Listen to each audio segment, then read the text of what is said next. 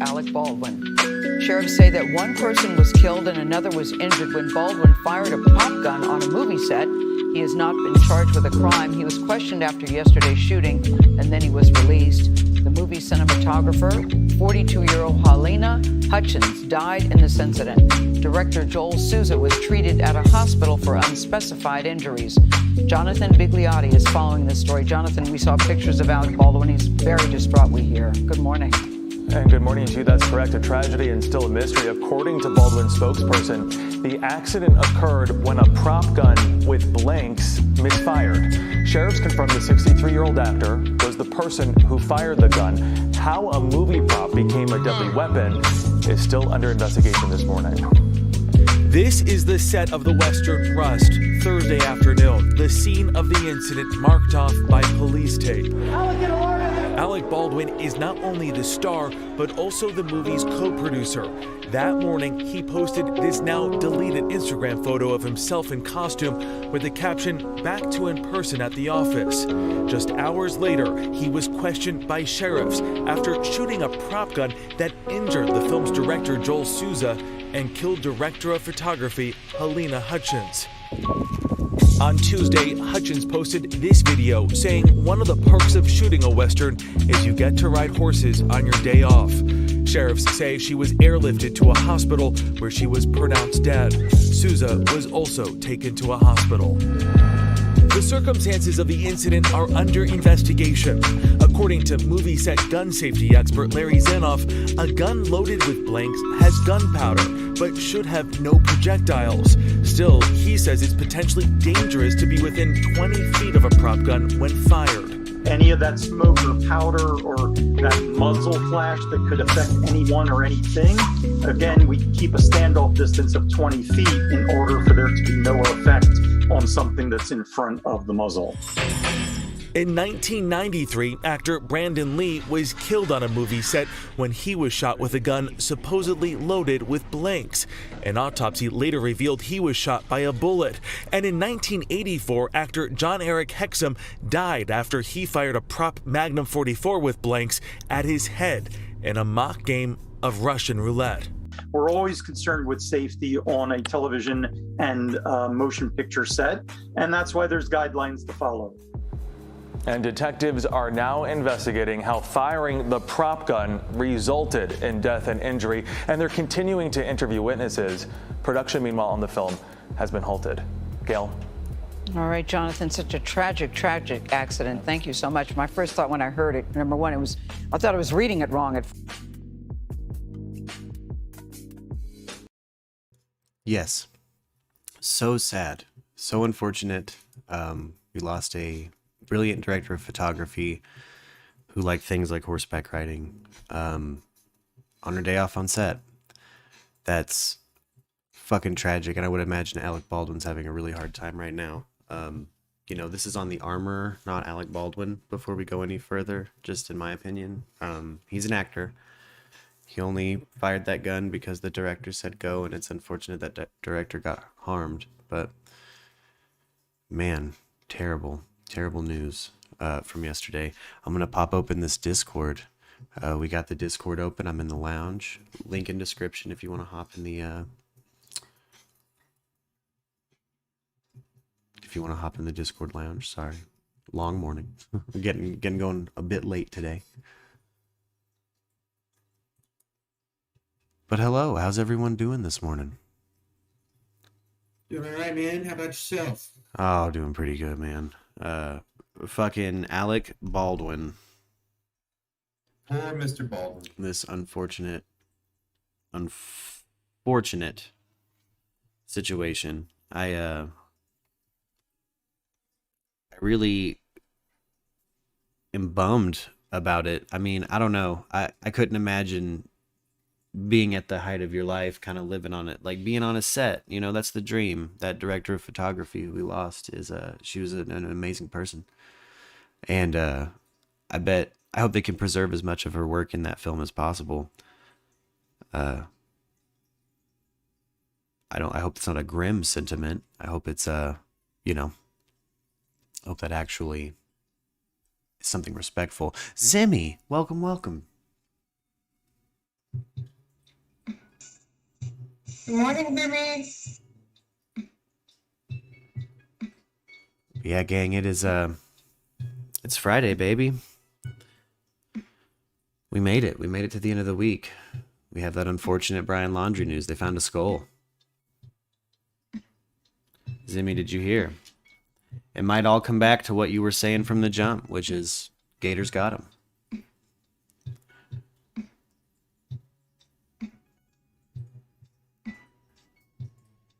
Oh. I'm sure he'll be up in here. Hey, good morning, my Murkies. Good morning, guys in the chat. Good morning. It's been an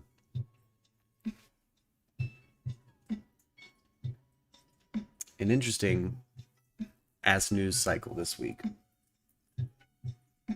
Who was it that said, was it last night or today? Like, I wouldn't have put money, like, this was not like Alec Baldwin. Oh, you can't hear Discord.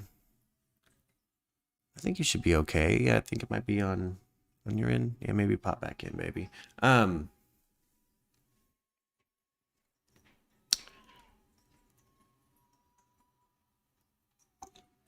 Yo, you hear me, guys? There he is. Hello, Zimmy. How you doing, my man? Well, I have to push the P all the time to listen to talk. Oh, I think Umbrella Lux might have set that to a push to talk, but I think it might help with latency or something like that. Yeah, it is. How you doing, bro? Oh, Guys, no. how you doing, guys? Oh, Chop. man. Doing pretty solid. I've been tired as shit, man. I was up all night in the middle of a field in Lowell. That's what I was about to ask you. How did it go? Did you get that deposit, baby? Yeah, dude, you're talking to the proud new owner of a lot number 31 and hopefully a house on it too. Fuck yes, dude. The house will be done in like September or March, so. Hell yeah. That's what's up, dude. My kids get their own room now, which is great because they're young enough. It's not a problem yet. Fuck yeah. That's the best. When you're like, fuck yeah, I nailed it. I did it just in time, baby. Like, one of these is gonna start bitching. Thanks, man. I'm worried. I'm not super worried, but like the time they were talking about finishing up and closing, we're supposed to be at Disney World.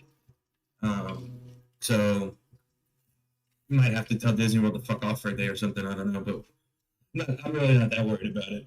Yeah. I just was like, damn, we were supposed to get in. I mean, we've been doing this since like July or August, and then it just finally went through where they're finally getting it done because all the crazy shit that's been happening. So Fuck yes. when we started, we didn't think it was going to mess with the Disney World trip, but it may end up messing with it. Just a little. That's okay. Yeah, hey, at least the end result is a home. Yeah, and plus my kids will get over that shit, dude. They've been to Disney. Oh shit, yeah. They'll be They'll be all right. they'll shrug. They'll be like, the mouse ain't going anywhere, baby. That's right, dude. He ain't going nowhere. At least he may not even have a mask on. We'll make it back. Probably will. He'll probably be smart about it, but if we're lucky, dude, fate takes a massive turn. I feel like the only Jewish kid that's never been to a Disney World or land. Well, fucking goddamn it, Yeah. sucks, bro. It's so much more affordable than you think. Really? Mhm. It's really Damn. not that bad. Like you can take your boy, like you, him, and whoever else you want, dude. Probably a couple grand. Oh, that's not for bad. 3-4 days. We're talking room, food, all that shit. It's really not that. It's not that terrible. And they'll give you half the time. They'll give you a fucking credit card, dude. Oh, if you can't afford it right on the spot, they'll give you a credit card that'll cover it. Oh fuck yeah! They're like, yeah, just pay it back later, baby. It's on the mouse. Yeah, basically. Mouse- It's pretty legit, dude. You telling me the mouse will front me, boy? Mm-hmm. Fuck. I mean, maybe I also have a very responsible wife who has very nice scores in the credit department and everything. So Yeah, I got a feeling my I'm credit's probably not. talking out my ass on the credit card. Well, yeah. I know my score is probably not getting me nothing. Oh, sorry. What was that? She was probably like, it's thanks to me that we get the credit card. Mm-hmm. I'll tell you what, the first trip we took was all her. Like, she did planning. This lady got up at midnight 3 months before we go to make meal reservations.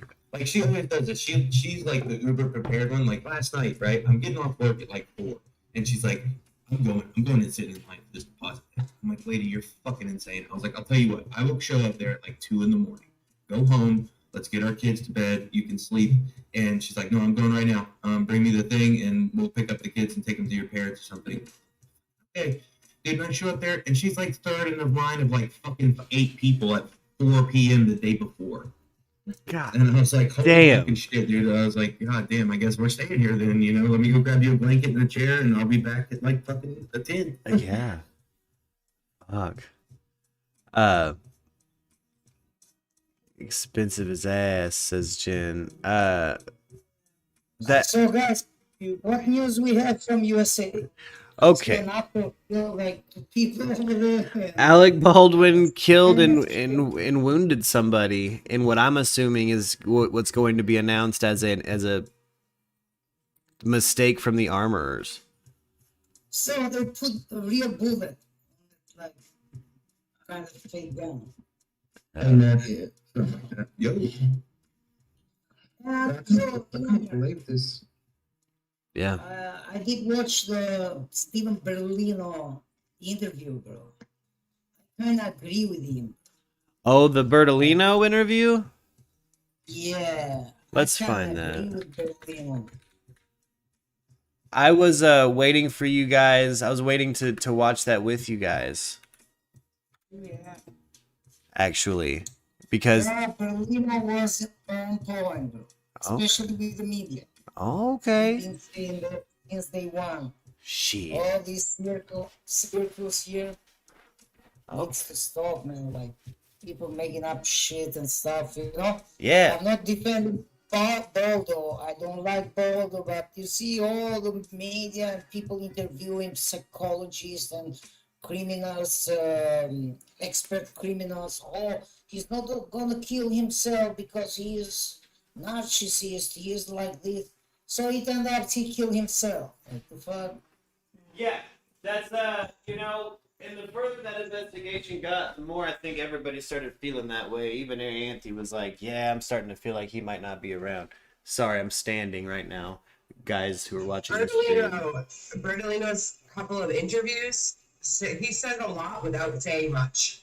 But like the one thing that I caught from it was he was just like, "Oh, his dad said he was very upset and distraught and mourning, and he wished he didn't let him go on the hike." I have a feeling that it's the parents didn't fucking know. Like, they just didn't know the extent to which Brian had fucking fucked up. You know what I mean? Exactly, because listen, he went hiking when the other family, like the Petito family, start reaching at his family. So they've been asking, like, where is Gabby? Where is Gabby?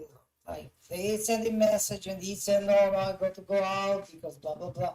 He may have lied to his mother and father, saying that they broke the relationship, you know what I mean? Yeah. Stuff like this. But even he has told to the parents the truth. Yeah. Since they lawyer out. Yeah. He went over there because like he Yeah. I think he understood that he fucked up. I'm glad Jameson's here with us this morning because here's the thing, and Jameson is kind of makes an interesting point with this. He says there is really nothing to suggest Brian was a bad dude. At least I haven't seen anything pointing to such a conclusion. And keep in mind the scale in which a defense attorney is going to be seeing bad dudes. Like, they see the worst of the hombres, man. Like, straight up. And I kind of feel the same way Jameson does, where it's like we've never actually been given the kind of evidence that he's some kind of full throttle fucking spree killer. And I don't think the parents. I met. Hey. I really feel like it was just a mistake. Like he just went overboard. Yeah. Yeah, but I don't, guys, like, I don't care if he was a good guy, a bad guy. It's just the media, how they build this story, this case, like all the drama. We know a worse case than this, that the media, sorry for the word, they don't give a fuck. Yeah, they don't.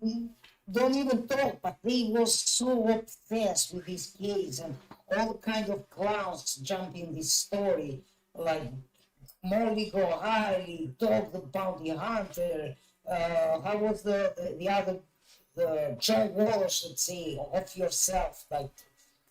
Hey, yeah, even my crazy ass showed up to cover it. I was gonna say, Yeah, even my crazy ass showed up to cover it for sure. Like all the fucking characters came out. Like if you look, if you're in this game, if you're in the content creation covering the news game, you'd be a fucking idiot not to have covered this story because you'd be the only person out there not doing it.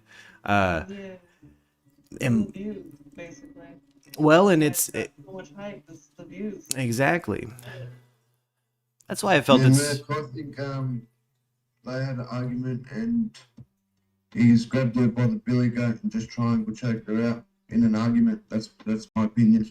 I think so too. I think it was second degree. I've been kind of saying that. That's why I felt like it was important to cover this one on this channel too, and kind of follow the hype train. Is like, I wanted to think tank it, and I wanted to see where everyone else's conclusions got, and I wanted to try to stay as rational as possible. Really, thanks to the help of Jameson, who kind of kept keeping even me grounded. Mark, the way this story ends, like with him killing himself, but not today. He may have killed himself since he got in the swamp.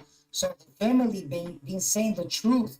That they did find the car. They let them know, don't harm yourself. So they may know that he did something wrong, you know, like Yeah. he killed her or like he hurt her, something like this, you know, because you don't get like messages like that, yo, don't hurt yourself, you know. Yes, And exactly. so this means that the family wasn't lying, you know. They Yeah. just wasn't talking because the lawyer told them do not talk. I do agree with the lawyer Yeah. and say to the people, don't talk, because the more you talk, the more shit people gonna make up. You know what I mean? Like, Exactly. It's the things that you don't say that are going to be leaving people to speculate when you give interviews like that. And we all got to see that in person when they interviewed the coroner for Teton County, where we saw specifically journalists baiting them for headlines that were their narrative, not the Yes. coroner's narrative. And that drives me nuts. Yeah. One thing I always try to do is follow the narrative of the people who I'm citing. Like, it's not my job to Yes. fucking carve my own narrative out of the actual story. It's my job to tell the fucking story. And not, Like they say, anything you say will may be against you in the court of law. yeah. Yeah. And Yeah. the way that this story ends up, it means that he killed her in like, That's good ass. it was like a passion crime. Yeah. Like he killed her because if you are like a killer or like you are, I'm Canadian. you don't kill yourself. You know what I mean? Yeah. How many times we see people like killing the wife, or even people that killed wife, children. How was the name of the other guy that the judge? Yeah. What's the name Chris of Watts. yeah, he just killed the wife and the kid, Yeah. and he went back like nothing happened. You know what I mean? So, Yeah, I get into all the life beaters. so Brian ran over there to the family because he knows he messed up. You know what I mean? He killed her in passion. I think it was like a moment he lose it and he ran away. He went to the family, and once he saw that the police was pushing and the family and stuff like that, he couldn't handle it. So he off himself. But I kind of agree with the Berlino interview, so I don't want to spoil it. So you can share it with the other people in the chat later, or whatever the time is, so the people can listen. I do agree with him. Yeah. Like, he was pointing on the media, Yeah. like the media, and also on the people staying over there out the home and yelling at this family that just lose his son. I mean, his son is not like the best son in the world because he killed I think he shot himself. Yeah, but you have to watch it at the perspective of the family. You know what I mean? Yeah. I don't care about that. Yeah. I'm just saying I want to see it like in another perspective. You know, like You a know, fresh perspective. eyes, not knowing everything that we know now. Yeah. Yeah. Being able to look back on the story in retrospect is yeah, it's nice having everything kind of laid out in black and white now. At least we're only going to get more and more details that I think kind of confirm how we're feeling right now, which is, you know, I don't think those parents, he's not some fucking evil mastermind, you know, he's not You know, he killed himself after second-degree killing his girlfriend because they were in a mutually toxic relationship. They fought each other all the time. All the time. I mean, and that's from multiple people. And unless he shared a prison cell with Chris Watts, he probably would have had a hard time in there. yeah. Yeah. The lawyer does come off like a pompous ass, though. Like Does he? if you watch the difference between him talking to this woman and then the man, it's a whole different tone. I just thought, like, I'd note that. Okay, I'm gonna go ahead and turn up and start playing this interview. I got the long form one on, the 20-minute one on. I normally go for the like try to be as in the room as I can interview. So let's Watch the body language, everyone. let's check this Yeah, out. Mark, I have to finish some work. I'll be watching you on YouTube. Hell and yeah. I will be back like Hell as yeah. soon as I finish. Right okay? on. Hell yeah, we'll see you in just a bit.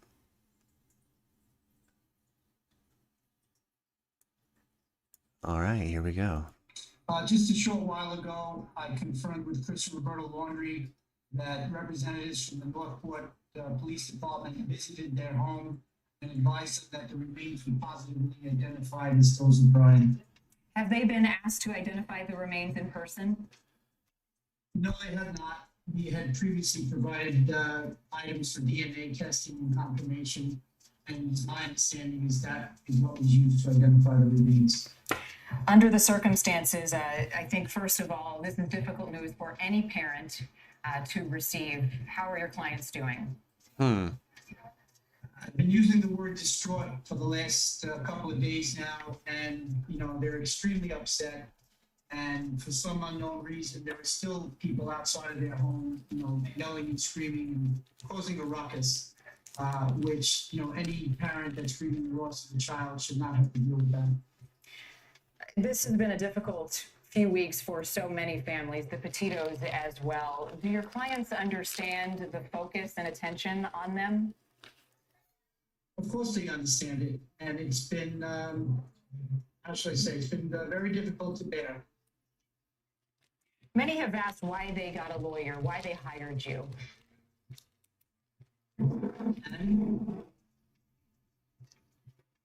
I'm sorry, you cut out there. I'm going to ask that again. Why did your clients lawyer up? You used the term lawyer up. I've been a friend of Chris Laundrie for over 25 years. And when I got a phone call from Chris advising me that he was getting some inquiries from law enforcement, he asked me if I could assist him. And of course, I was really glad to do so. At any point in the last 5 weeks, have you spoken with Brian Laundrie? Yes, I spoke to Brian Laundrie on September 12th and September 13th. The fuck? And what can you share about that conversation? It fits our Not much. timeline. Any conversation I had with Brian Laundrie is privileged. I can tell you that Chris and Roberta have been worried about Brian Laundrie since Brian went out for the hike on that Monday. And from there's been a lot of speculation, a lot of accusations, a lot of news outlets that proliferated that misinformation. And I firmly believe that's why these protesters are out there, because this has just become a circus, which there was no need for it to be that way. Did you ever see Brian Laundrie in person when he returned to Florida? I did not. And when was the last time his parents saw him before he went hiking? The morning he left for the hike. Have you believed over the last few weeks that he was alive? Hello, Dr. We were Baby. hopeful that he was alive, because we had not heard from him and there was no sign of him after all of the search efforts that law enforcement had made. Obviously, each passing day and week, we understood that there might be a grim reality coming in the future. Those were confirmed today.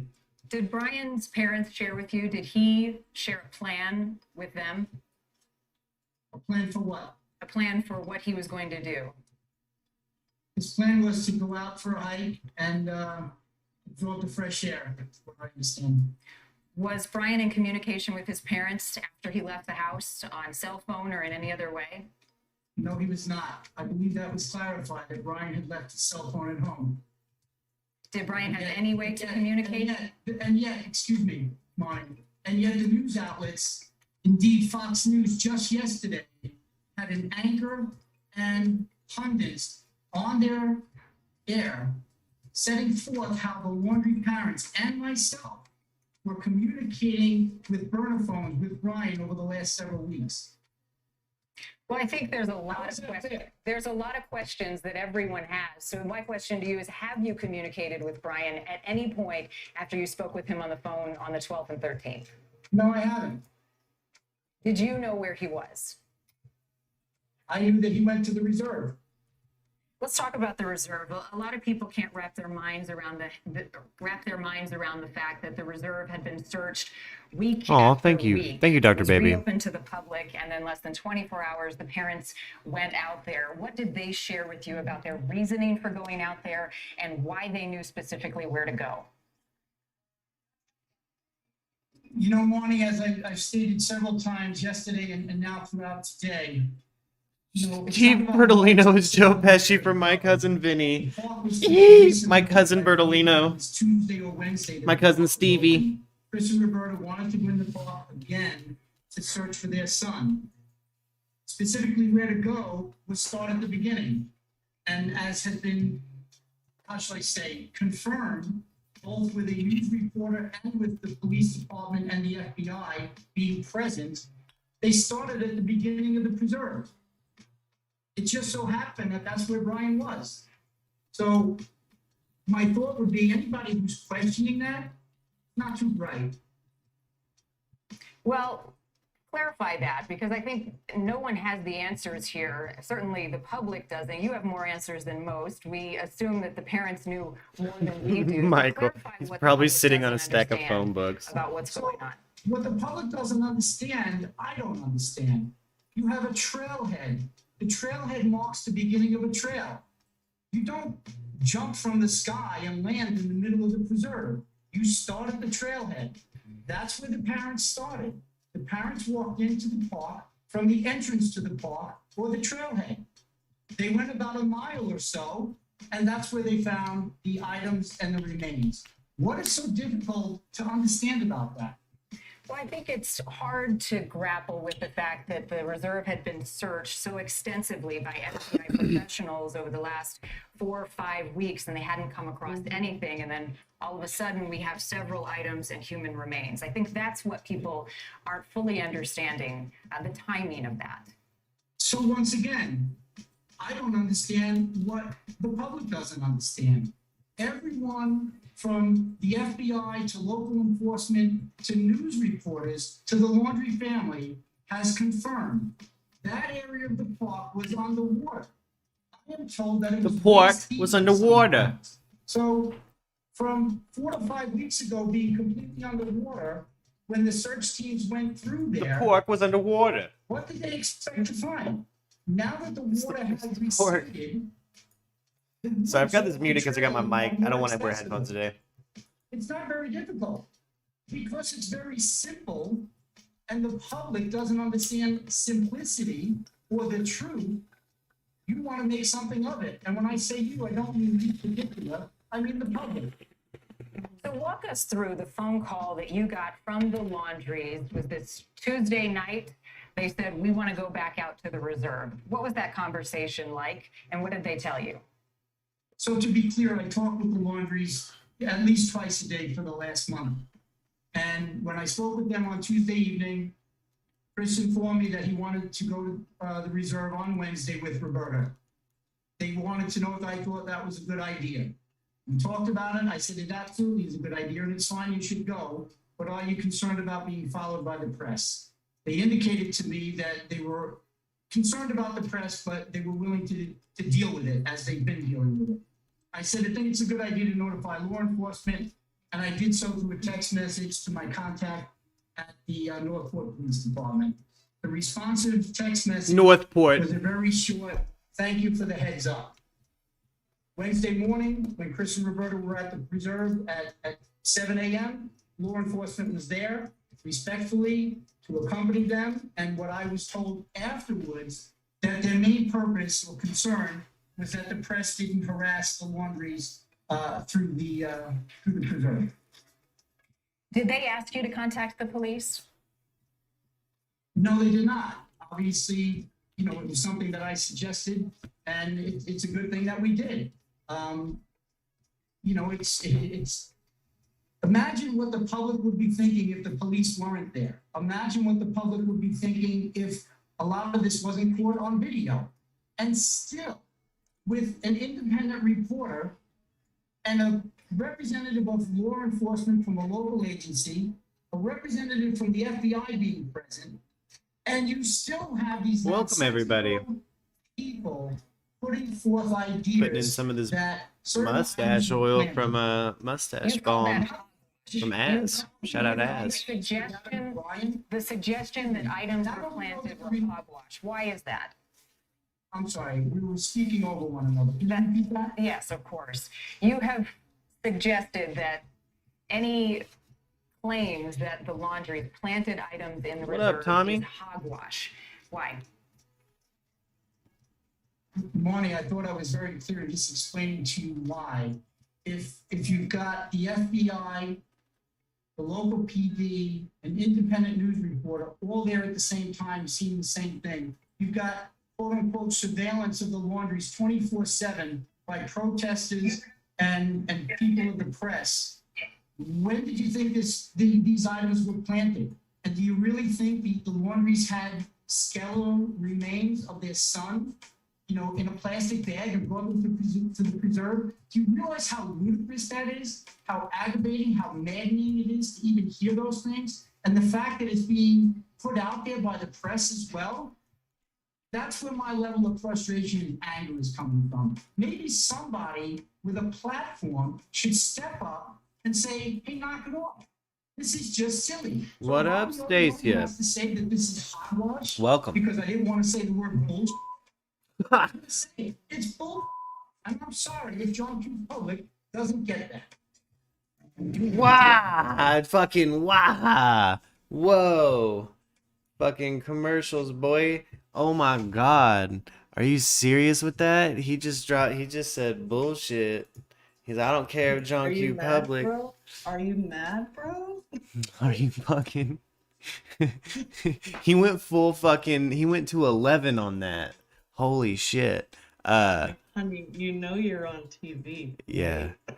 I hold firm though, real quick, just while we're at kind of like a little over the halfway point on his interview. Boy, how on it was Arianthe yesterday about like jump scare. Yeah, hella jump scare. Did he did great there, says Jameson. Word. I mean, I hold firm he's a bad attorney. But there's something to what Arianthe was saying, like when she was asking, she was onto something when she was like, is this lawyer for Brian or for Chris and Roberta? And it turns out we have verification it was for Chris and Roberta. Like he just called them as a friend, like we've been saying this whole time, like he called his real estate attorney friend and was like, what do now? My son's being sketch as fuck. So I do like that he's at least coming forward and giving some of the behind the scenes now that we're at the end of this shit. Ask you, Mr. Bertolino, from the very beginning, the public has been watching this case unfold, starting with Gabby's disappearance. I think everyone understands your client's right to stay silent and not talk. That silence does not presume guilt. However, in the court of public opinion, the last few weeks have been difficult. Legally, I understand that argument, but ethically, did they ever consider reaching out to the Petitos, reaching out to law enforcement in help finding Gabby? Unfortunately, Marnie, I can't have that conversation with you at this time. Why is that? I just can't. It's not the appropriate time to have that conversation. But it's an ethical conversation, not just for the parents of Brian, but for you as an attorney. At any point when they were searching for Gabby, did you feel the need, compelled to help? I can tell you that at this moment in time, Chris and Roberta Laundrie just learned that their son's remains were identified. He is now no longer with them.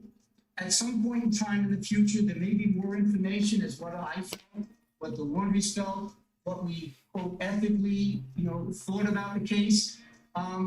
Now is not the time to do that. You've asked me the question 2 or 3 times. I'm going to respectfully tell you again, it's not the time to discuss that. Have the Laundries reached out to the Petito family at all? And has the Petito family reached out to them in recent days? The Laundrie family has not reached out to the Petitos, and to my knowledge, the Petitos have not reached out to the Laundries. What are the Laundries' plans now?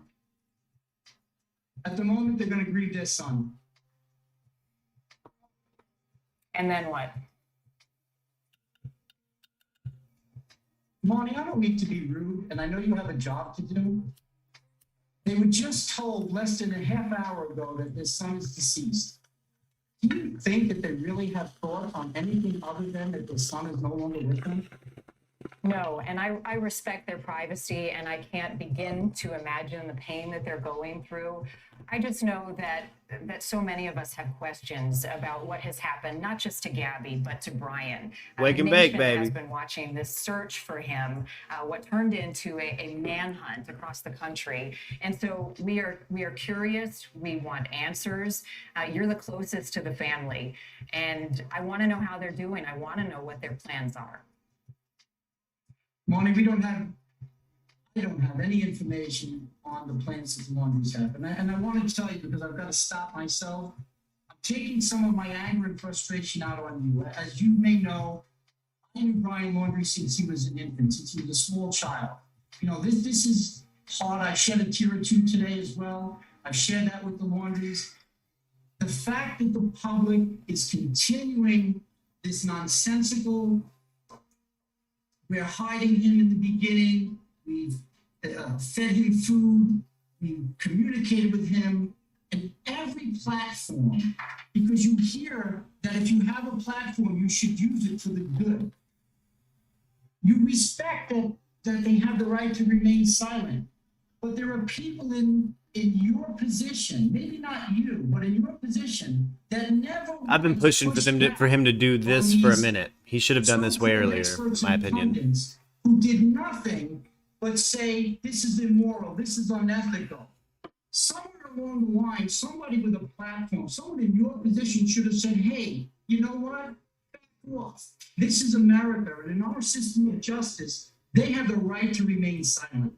So I'm kind of a little perturbed that now I have to go back and explain how we didn't plant remains and personal items in a preserve when the upper echelons of What up, Stan Odie? is telling everyone this is legit by their actions, by their words, and yet we have to now go back and somehow educate John Q. public.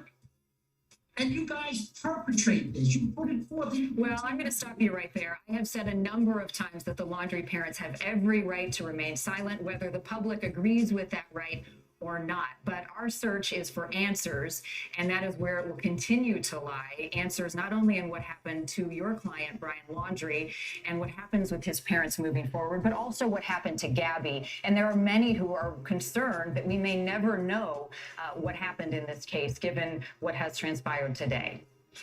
As I've said now for probably the 4th or 5th time, today is not the day to discuss that. You know what I want to ask you? I want to ask you, Mr. Bertolino, you mentioned that you have known Brian for years. That is one thing that we have not been able to get much on in the last month and a half. Who is Brian Laundrie? What kind of person was he? What do you know about him that you're willing to share? Moni, I know him as the child of a friend of mine.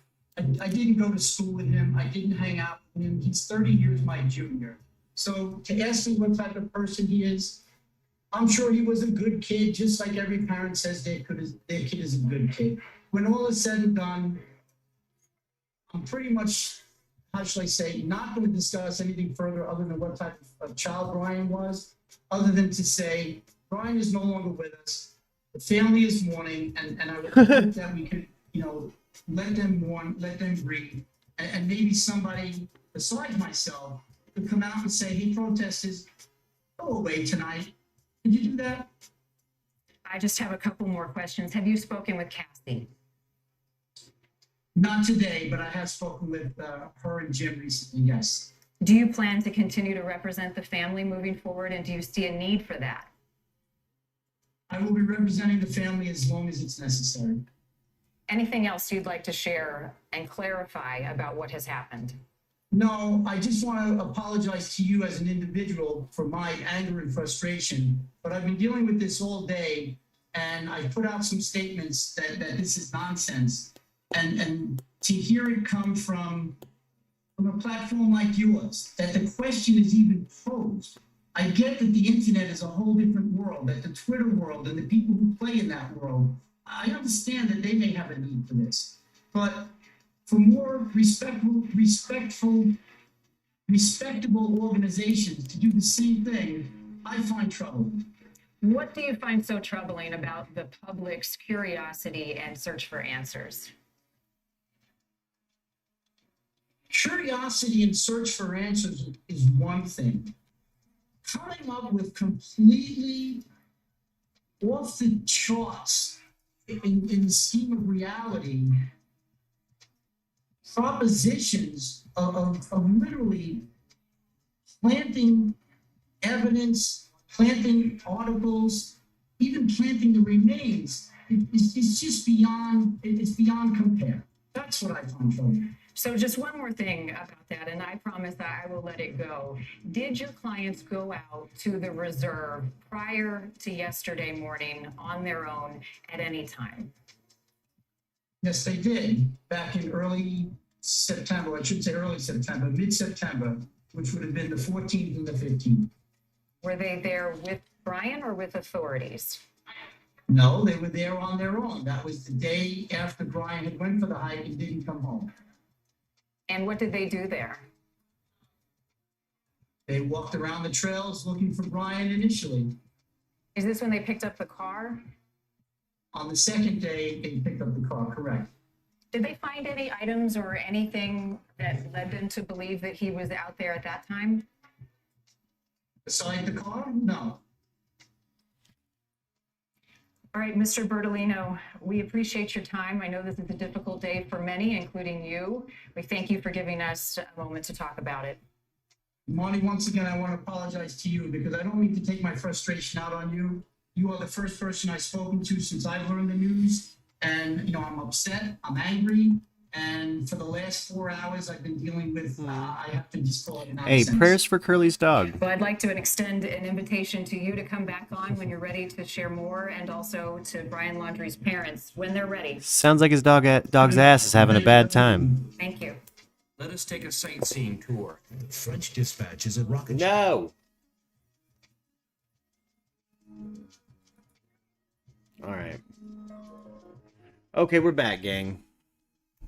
That was the interview.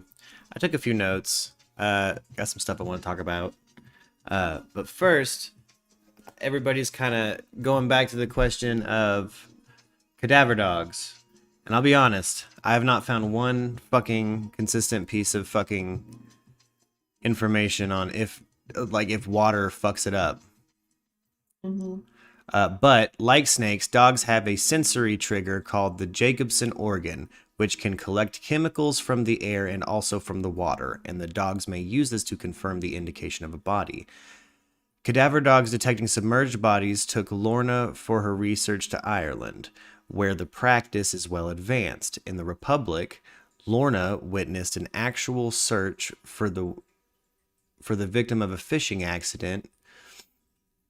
Let's see, she was on board a boat while a dog, sniffing the waters from deck, detected the presence of a body, and she witnessed training exercises in which a human cadaver was simulated by a dead pig submerged in a body bag. Using dogs to detect submerged bodies is not foolproof, but it is a valuable extra tool. So, while we do not have hard-cold quantification on how dogs and how deep dogs can smell, we do know they have that Jacobson gland. And so they can detect things underwater, but it's hit and miss. So this just happened to be one of those situations, in my opinion, where it was a miss. I just thought I'd let you guys know some of the background research I did on cadaver dogs. I find it funny how they found his car so quick. Oh, yeah. And then well, they found his belongings so quick. They didn't find his car. The cops told them to come get it, or it would be impounded. It was ticketed. Oh, didn't know that. Yeah. It's also possible that the dogs weren't led to that area. Well, Like, it was completely underwater. Sorry, I didn't mean to cut you off. Yeah, no, that's what I'm saying the same thing. They probably didn't send the dog over. They could have had him on the other side, like the Carlton side or whatnot. You know what I mean? It's possible the cops just didn't bring the dog there. Yeah. Yeah. That's I think you're right. I think they just didn't maybe because of water they couldn't hit that entrance the way they wanted to.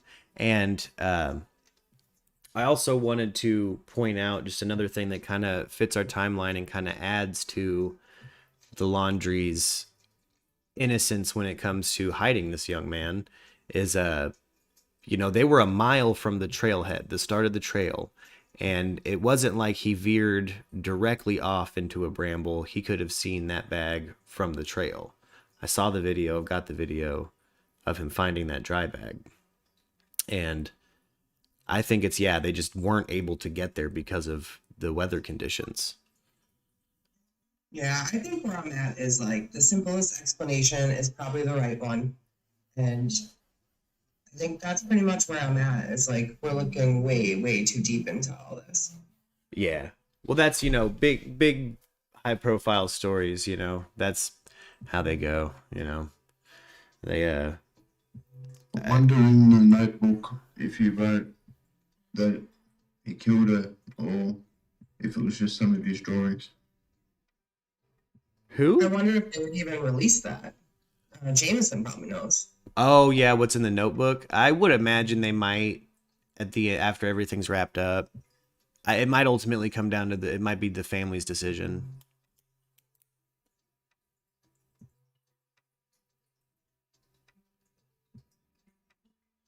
Oh, special guest. I'm a huge fan of Alec Baldwin as an actor, not so much as a person. As a gun nut, I've got serious questions about how this happened. If you can, get on that phone, baby, and come in here and chat with me about it, special guest. I'd love to hear about specifically your opinion on the Alec Baldwin story, because that's a big one. But back to this Bertolino interview. I wanted to just talk about some of the things he did that confirmed our timeline we kind of walked through yesterday that I was really able to piece together, that you guys pieced together. I got all the variables really from you guys and then just threw it on paper. And he says he communicated with Brian for the last time the 12th or the 13th. And that fits with him going away. The car is ticketed the 14th. They pick up the car.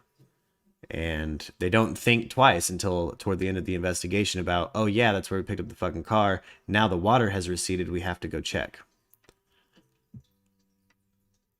There's just, there were two different. Is it confirmed that he shot himself? No, they haven't released means of cause of death. It's just that the remains are his. And that it was just a skull, and how they identified it was dental records.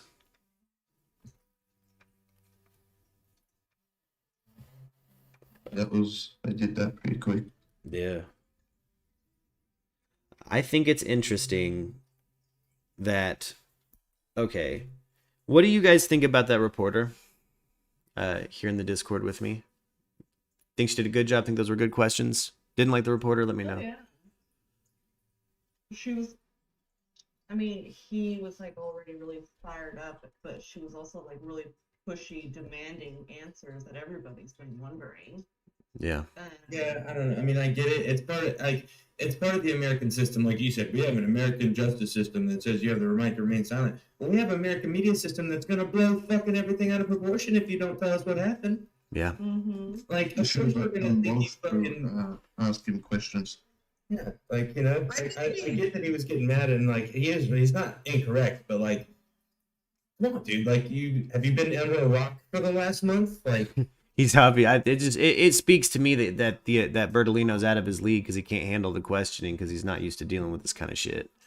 He's like, I think he handled herself well, but I also think she asked questions that they made her ask those questions. She was just doing her job, and of course there was going to be a little bit of contention between them. Yeah. I saw a bit of a split in the chat, so I wanted to bring up specifically how you guys thought that interview went, like their candor. How well do you think they both did? The attorney, again, I think he did an all right job. I think he should have been all my cousin Stevie from the jump. But I still hold that he's in over his head and a bad attorney. But I think this was the right thing to do. I think he should have done this way earlier. The attorney's known the family before Brian was even born.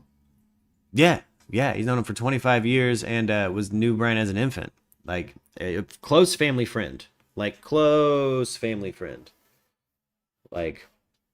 Interesting. So imagine, he's at barbecues. Again, it's just like we were saying on the show in the past. Like, now they probably panicked and called their friend.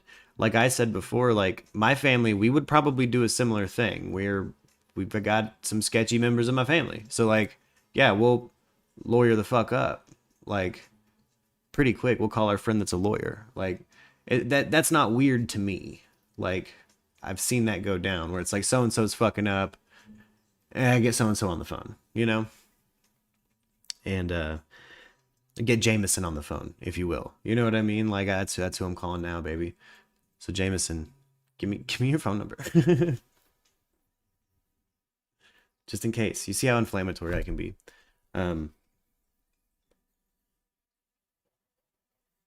Yeah, our timeline fits. Let's see. What else did I kind of jot down during that interview? He didn't plug. He didn't plug his law firm. Somebody mentioned they gave him a total opening to plug. He didn't plug. Probably would have been left with bad Google reviews or something. Oh, I mean, he's already flooded. He's already going to have to do, like, the high-profile back-end shit. Influencers kind of get special treatment. You can go in there and be like, hey, you see them trolling. And they'll correct it.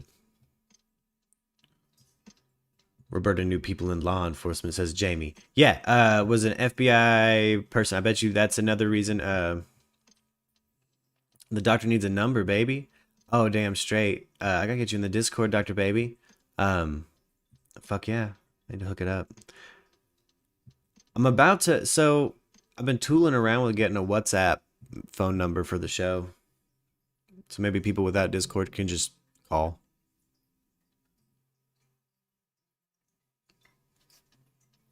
It might turn into a total shit show that I take away immediately, but think about it. Well, you never know unless you try. Yeah.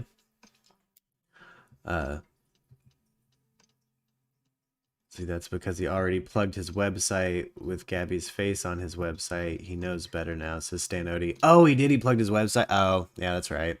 That's right. Hey, good catch, Stanody. He knows better now. He really does. Like, that makes sense. He's also probably just trying to get the fuck on. He's like, there's not going to be a trial. It's not like I'm going to... He probably wants nothing to do with criminal defense at this point. He's probably like, I was just doing this to hook my friend up because I care about him. And now I'm out here screaming at people. I just told this lady that everything's bullshit. I do agree, though. I think I'd be fucking fed. You guys have seen me get fed up about this shit more than once.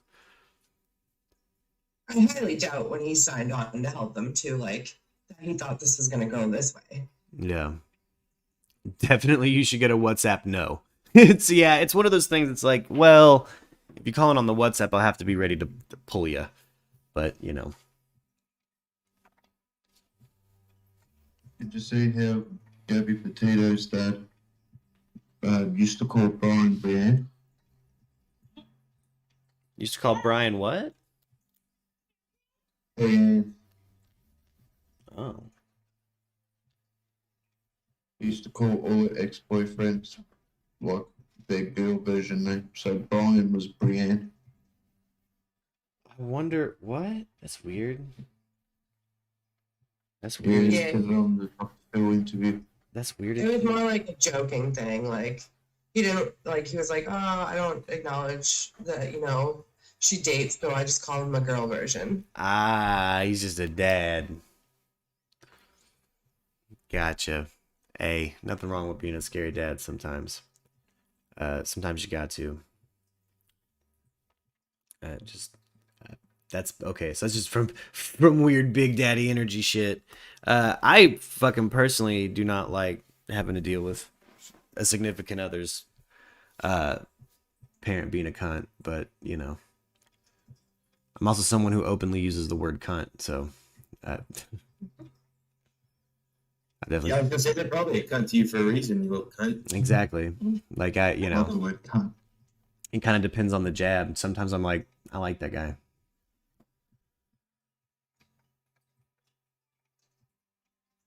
Yeah, Monica. The FBI lost Adam Walsh's skull. What, Danny? This is why I'd never call myself a journalist or reporter. What the hell? Did my bulb go out? Weird as shit. Oh.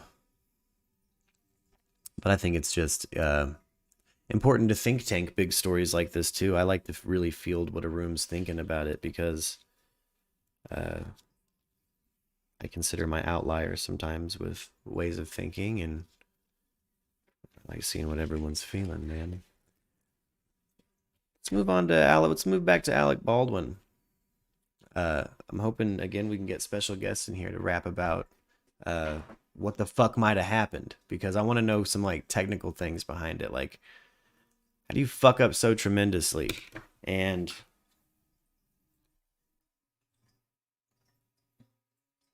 I guess I don't know. How do you prosecute? I guess that kind of goes into civil suits, doesn't it? Everything will be handled in civil litigation with this Alec Baldwin situation. If they don't already have like things in their contracts that like works to pay the right people.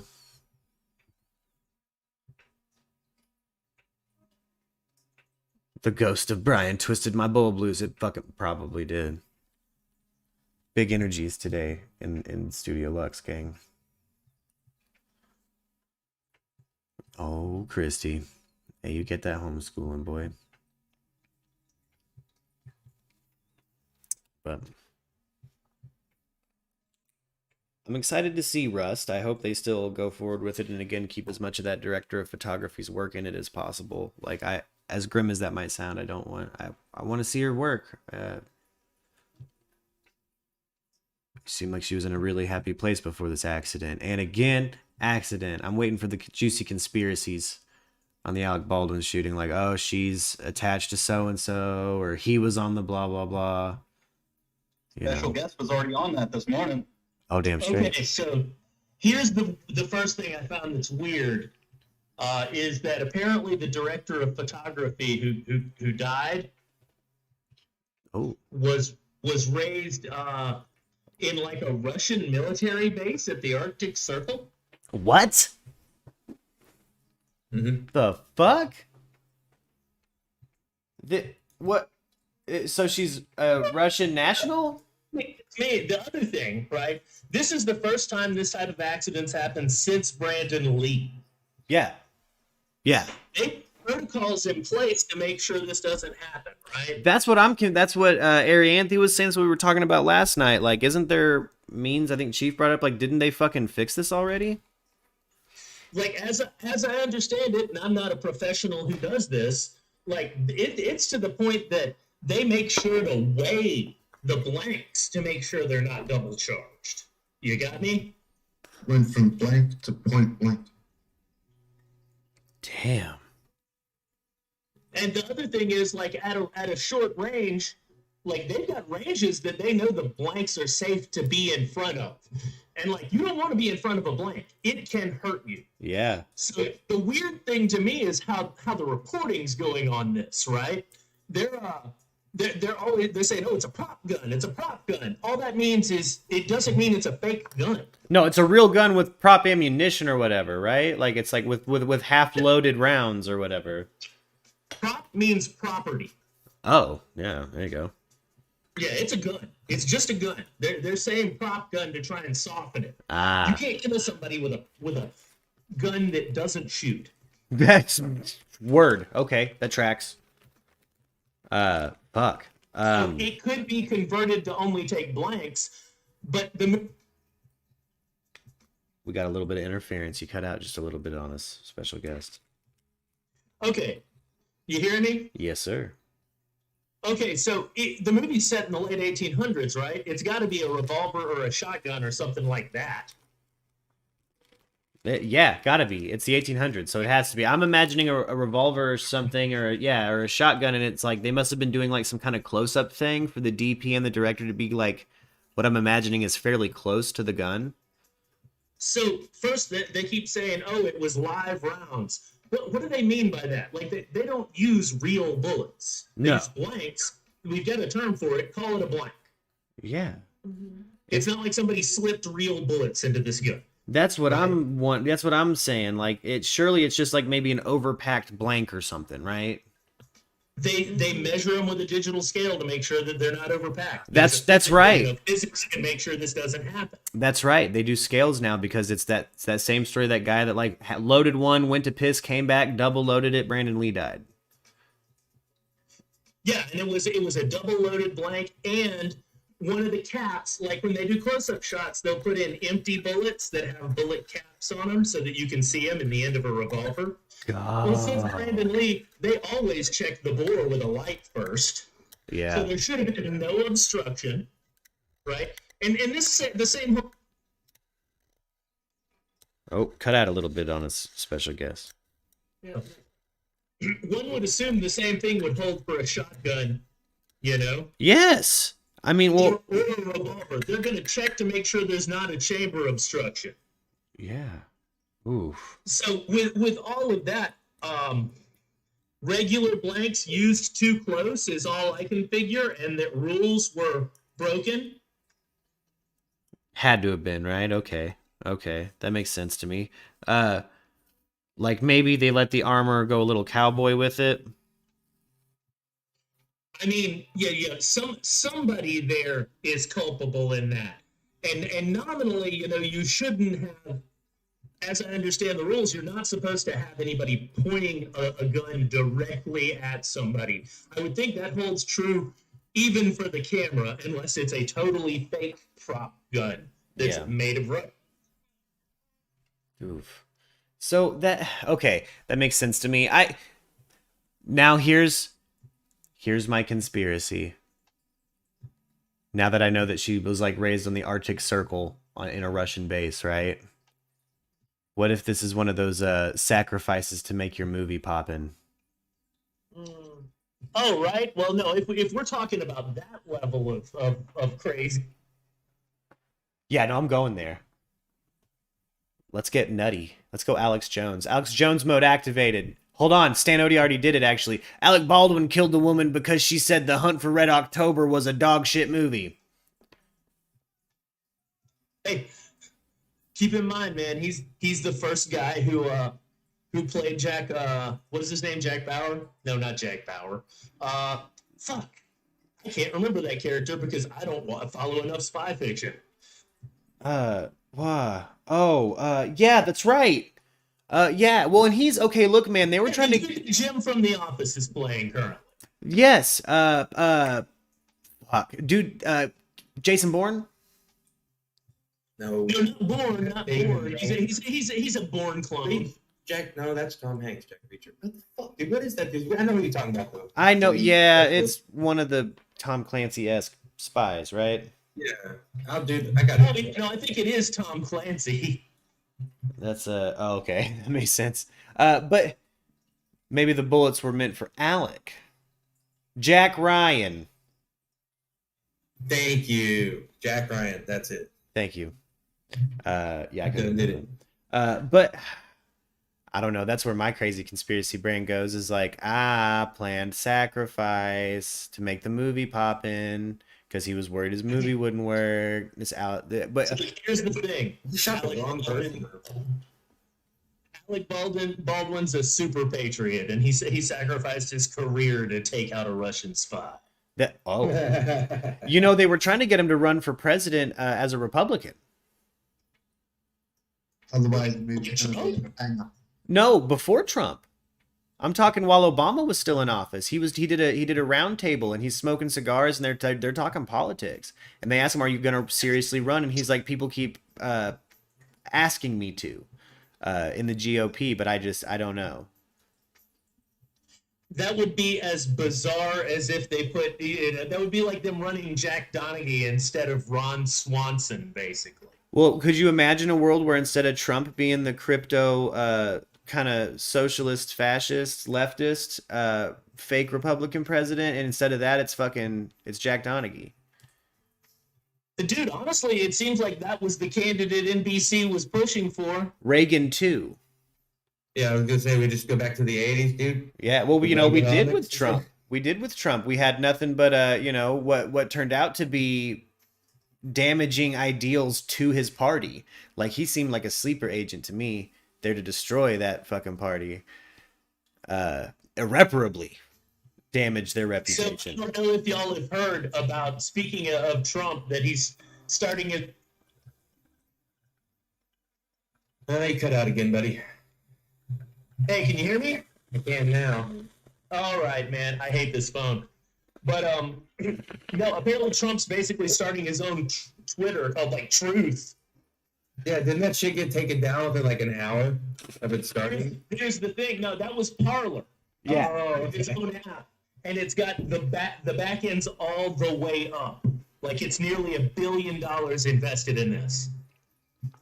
I have joked last night, but I'm also seriously flirting around with the idea, like, do they host streaming? Should we also mirror there? And just get the admins, just have the most ripped fingers from having to ban red-pilled trolls all day? I mean, the thing is, they're segregating all these markets through apps so that they can keep everybody in different bubbles. That's how it feels to me. Yeah. So, like, you've got to choose whether or not to see what they're up to based on whether or not you want to be shown. Yeah. Yeah. That's fucking... that's why I love this Streamlabs OBS situation I have, that I can multi-stream. I can say, fuck it. Twitch, Facebook, and YouTube. Fuck it. I hate Facebook. Facebook hates us. I mean, they're just the worst. They hate us. They hate this show. I swear I've had it pulled from YouTube, and it wasn't. YouTube was like, that wasn't us. It was Facebook through OBS. Dude, I mean, I've been banned for more time than I'm not this year. I think I'm on my 4th 30 day. Yeah. Yeah. I've been able to Facebook with you a collective of 1 week this fucking year. It's like they've kept you banned. Yeah, AT Garden says the Shadow knows. I'll tell you right now, Special Guest has a Facebook account that is Shadow the Fuck Banned. It's actually just overtly banned. It's just banned. It's just a cursed account. Sometimes things are just cursed. There's a few cursed episodes on this channel that just will not upload. Something always happens, and I just cannot get it on. Fucking suck. Danny's been banned from Facebook 7 times. That actor, yes, was Vic Morrow. Word. Alec Baldwin, though, I don't know. I want to go down the conspiracy train, man. You know, we have other Hollywood film conspiracies where maybe a death happened on set and people speculate it was a sacrifice to the movie gods or whatever specific Bohemian Grove-esque conspiracy or pantheon they're following in their conspiracy train. But, ooh boy, what if? Alec Baldwin has been seen at those Abramovich parties. Oh, absolutely. I would assume that he's one of those types. Like he does that Abramovich shit again. There's something to him. I'll have to find the interview where he's got slick back hair. He's smoking cigars. He's got nice cigars too. He's talking about running for president as a Republican. And it's like... he desperately wishes that Baldwin was said like Kennedy. Yeah. Yeah. No, I mean, I think he's trying to build a legacy like that. And that's why I'm kind of like, it's a pretty high profile thing for a movie nobody was fucking talking about. Well, you know, NBC thinks they're kingmakers. That's true. And another thing is that it's a Western in 2021, maybe planned release in 2022. So, that shit just hasn't flown statistically. Like, he's kind of investing in producing in a movie that might get fucking canceled quick. You know what I mean? Like, You do have to kind of play the room when you're in that game. And while I love Westerns, I'll always tune into a new Western. That shit's, I'm from the South, baby. You better believe it. Put a cowboy hat on. I'll be wearing nothing but boots. Butt naked in boots watching a cowboy movie. Like a cop watching cops. Is it the Wild Bunch? Because I bet it was influenced by the Wild Bunch. Have you ever seen a modern gunfight action movie? It's influenced by the Wild Bunch. That's basically a Western from Sam Peckinpah. Yeah. Yeah, I mean, Westerns as a form are great. I don't see any reason you couldn't write a Western that wouldn't upset people, considering that era of history happened. That's why I think it's kind of, nonsense. I mean, but me as a producer, like, I'm going to wait a few years to invest in a Western. It's just not the right time, These things change. It's cyclical. Like, exactly. Well, and he's one of those people that's, it's more than yes men. He's in kind of that, again, he wants to make Baldwin as famous as Kennedy. He's trying to make that shit happen. So he's all about legacy, it would appear. And so he's like, yeah, I got to do this Western before I fucking croak. And I'm doing it now. And it's going to be crazy. I'm going to be shooting guns at the camera. I can't help but think that's how they got shot specifically and not an actor or not a stunt person. It must have been a shot directly at the camera. That's my only assumption with this. Which means it was planned well in advance, mapped out. Everything should have been weighed to protect that DP. Like, I do feel that's fucking weird as fuck too. Yeah, I mean, unless the director and the DP were going totally cowboy with it. Yeah. Which fuck. Maybe, but when was the last big revolutionary fucking flick? 12 beat lights out after 3. I'm dead inside. That's why I'm still bong hitting. Anyway, Debbie Moore says Trump is a predator. Like Apex or like sexual? Sexual chocolate predator? Yeah, how you mean predator? Yeah. Because I'll be honest, like you put me in a cage with like a tiger, I'm fucked. You put me in a cage with Trump, I feel like I probably could get out of there. He's husky, but I'll fuck him up. Pull his pants down and show the world the diaper. He'll freak out. Yeah. He's pretty tall, man. Like if he landed a solid punch, I think you'd feel it. Now I don't know. I mean, it'd be almost pointy because of his tiny hands. Yeah, but I'm going for his knees, baby. Watcha. I'm going for them fucking stupid German knees. Because I know I got German knees too. My fucking right one's fucked up. Any of you Germanic people out there with a messed up right knee, we all got one. I know you all got a fucked up knee out there. I'm going for it. That's the first thing I'm fighting. If I have to, I'll lock antlers with you, baby, and slide my knee across that knee like a cunt. Like I'm in a bar fight, baby. I'll throw your knee out that way. as technical foul as possible with it. But I don't, yeah, I mean, sexual predator, probably, I don't know. I don't think he's ever been convicted of it, but apex predator, probably not, which this is kind of derailing here, but a little quick bone to pick. Once again, he's got T-Rex arms. Yeah, I doubt an apex predator. That's something that a meteorite's going to take out.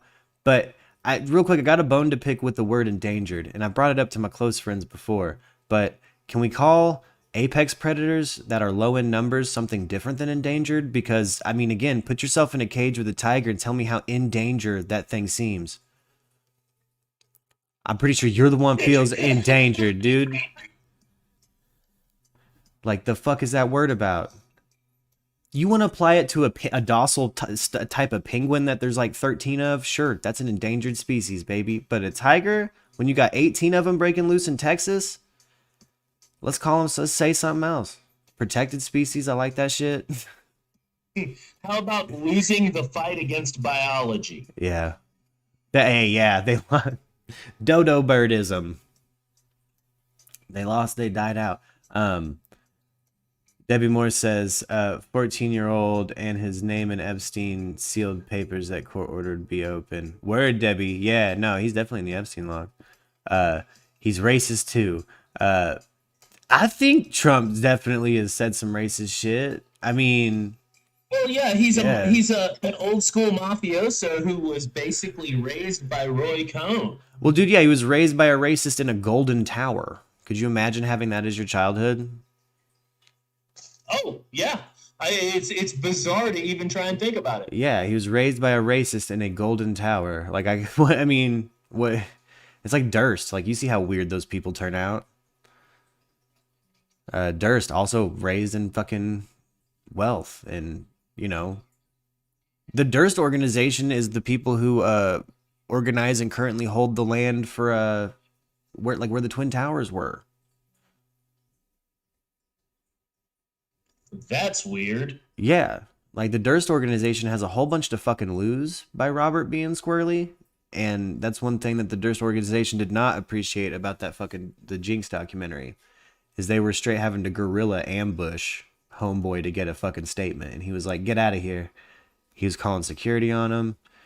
That's a fucking whole PR nightmare.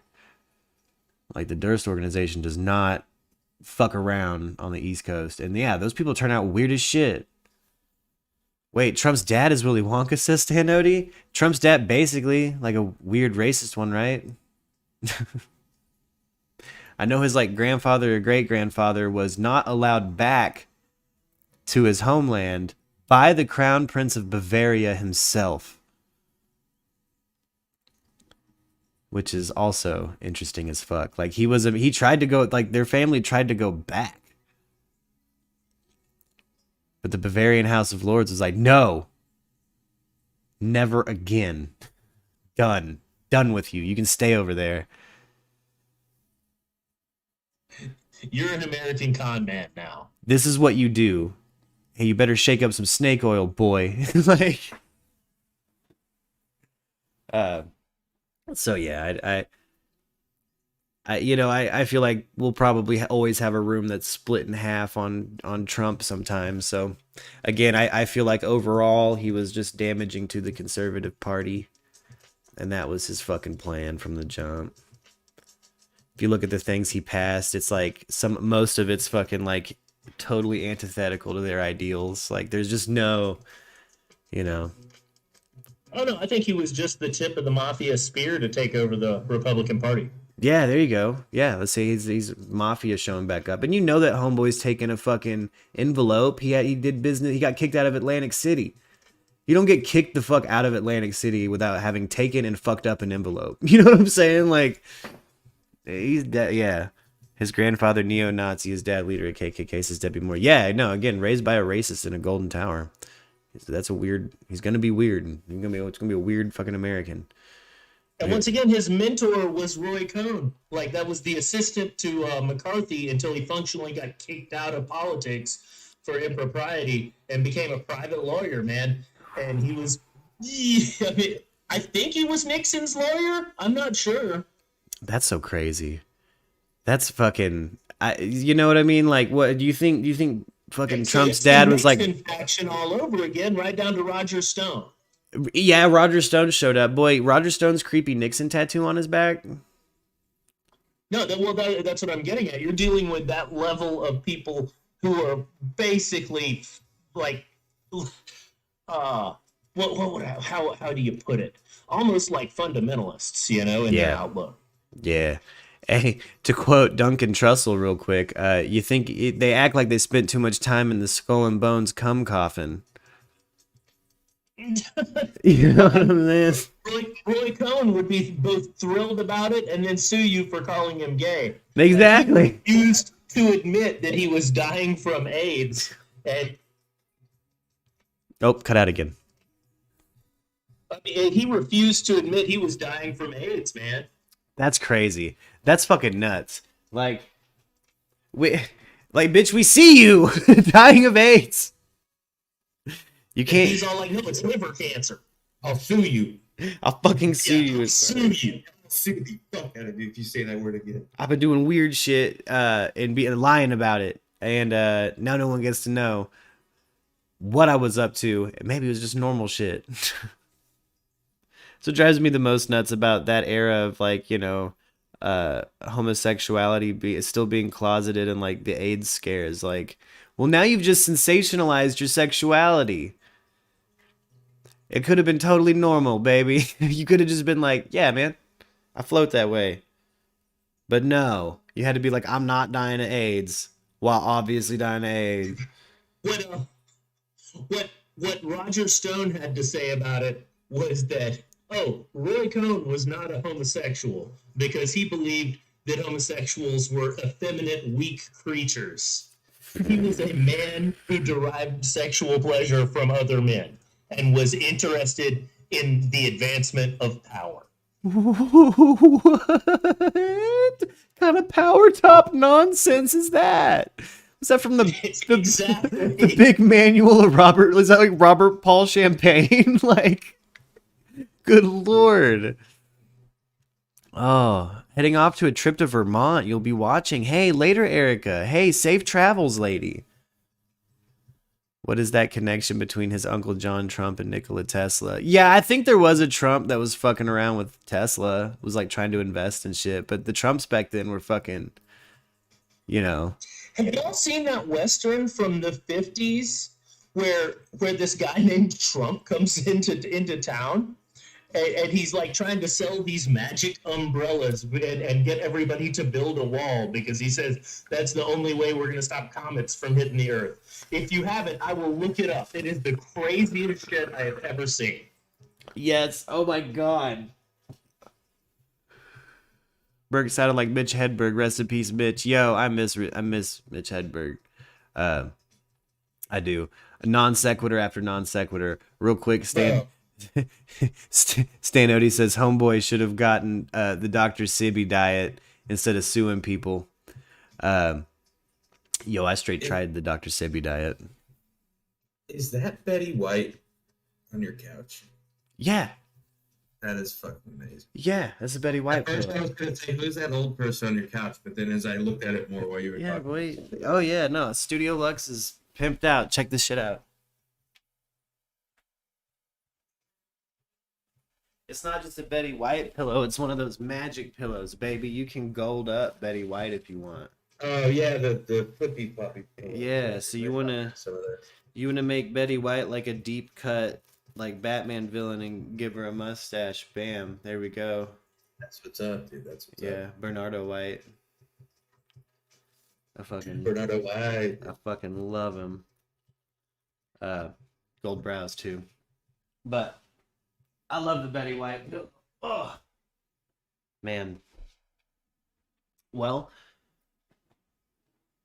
I still can't shake the feeling something's fucking weird about the Rust set. Like, but I love the Hollywood conspiracy train, man. If there's a train of conspiracy I love, it's Hollywood and hip hop. I love talking Hollywood and hip hop conspiracy. You know, like that fucking Rihanna music video where you can straight pause it and there's a Baphomet in the water droplets, baby. What the fuck? Why'd you put that in there? Oh, I think that, it's just the same plan that Def Jam ran with Slayer. Amp up the Satanism. Yes, yeah. Stan Odie says, no joke, if Betty gives consent, I'm fucking.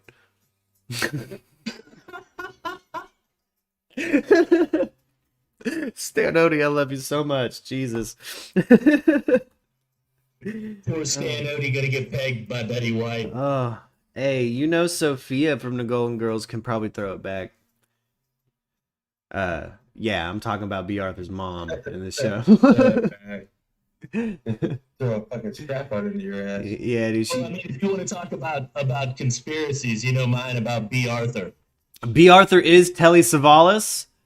I can't stop thinking about it because Lux watches the Golden Girls a lot, and dude, I'll be honest, the more Golden Girls I watch, the more I can't, like, my brain has just added to your conspiracy. Like, I've got episodes I could pull and be like, look, that's Telly Savalas. Kojak was a spy. Okay, so here's the deep cut crazy conspiracy that I have only ever read tiny little bits of on the internet, just hints of, right? That there were a bunch of people who were spies that something happened to them, normally attributed to too much travel in the U-2 spy plane, which can cause all of your body hair to fall out, right? Yeah. And so once that happened, and they were having to wear wigs all the time, and having to apply eyebrows and eyelashes all the time, right? Yeah. They suddenly become these super spies capable of any disguise called the Bald Eagles. Ooh, Telly Savalas is a bald eagle.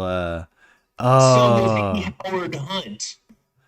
Dude, I can't shake it because, you know, B. Arthur also, like, you know, kind of big social activist out there. But sometimes is holding these opinions that it's like, bitch just delivered that like Telly Savalas. Absolutely, 100%. Like sometimes she's just missing the time period of their military service. Oh man, I've been paying attention to Golden Girls, just hoping she just for no reason gives us a fucking who loves you, baby. Oh right, it's just like, you know, it would be perfect. Yeah, you just know. But yeah, man, B. Arthur might be Telly Savalas, boy. I fucking hold on, and you know, I about said Telly didn't like Betty White on the set of Golden Girls. B. Arthur didn't like Betty White, I guess. I didn't know they had fucking beef, and Betty White didn't know why. No, absolutely. It sounds like a character. Yeah. Look at this. Look at it. Look at that. Sorry, I'm going full super recognizer. I'm into it. Super recognizer's fascinating to me. Wouldn't it be hilarious if us Murkies just like super bombed super recognizer's page with fucking love? I really, really wish, like, I don't know if he's made it to 1,000 subscribers yet. He got a couple hundred last year, but I don't know. And I want to be clear, I'm not super recognizer, and in fact, I suspect super recognizer might be Devin Stack of Black Pill. I bet he is. I bet it is. I think you're right about that. You've talked about that before, and I'm like, yeah, that's like the same kind of cadence and voice and shit. Like there's just little subtle things. All of it, man. They sound the same. It just sounds like he's using cheaper equipment to produce that. Yeah, man. But I just can't shake it. There's another channel like Super Recognizer that was around 4 years ago, just called Donald Rumsfeld. Oh yeah. What was another one? Hold on. I can actually probably. It's just all over the place, right? Like I'm like, there's just no way. There's like some of your stuff I get, but there's just no way. There's my favorite one. I think my favorite crazy train to go down. I'm gonna go ahead and subscribe. This is Super Recognizer, guys. Again, if you guys want to go over there and throw some love, he's only at 207 subscribers, baby. Let's see if we can't get Super Recognizer up to 1,000. How many did you say? 907. It's growing. Yeah. No, I didn't realize he broached 900. There's one of these. The Charles Manson or the Neil Armstrong was Yuri Gagarin is at 20K views. But ooh, hold on. I want to pop one of these on. Albert Einstein was Pablo Picasso. Yeah, no, that's one of my favorites. Yeah, guys, this is Super Recognizer's content. This is the kind of hey, I'm gonna pop off because I'm gonna get ready to take Angel to work. Hey, for sure. You have a good afternoon, special guest. Y'all too. Hell yeah. I'll talk to you later, man. But yeah, man. Super Recognizer will go there. He's pulling photos. He's showing you where ears are the same, brother. Hold on, where's another one? Justin Bieber is The Weeknd. Trump is Martin Sheen. Look at that shit. Huh? I'm just kidding. You know, Super Recognizer can get out there sometimes. But fun conspiracy train to go down. And the Martin Sheen one's kind of like, I don't know, man. The more you look at that face, baby. I was just waiting for Trump to throw that fucking West Wing style jacket flip. I'd fucking jump out of my seat and scream. We got proof, baby. He just did it. Confirmation. That's motherfucking Martin Sheen, baby. They are both unusually. I think they're just from the same gene pool. This example, but there's some that I'm like, man, maybe Clark Gable and Eisenhower, I believe. Madame Blavatsky was Queen Victoria. Yeah, Dwight Eisenhower was Clark Gable. Look at that shit. Look at this shit. Look at that. I'm sorry. Easy there, killer. Easy. Yeah, I can't. This one. Sometimes this one in particular freaks me the fuck out. I'm like, what? What? How come no one ever noticed? These motherfuckers look just alike.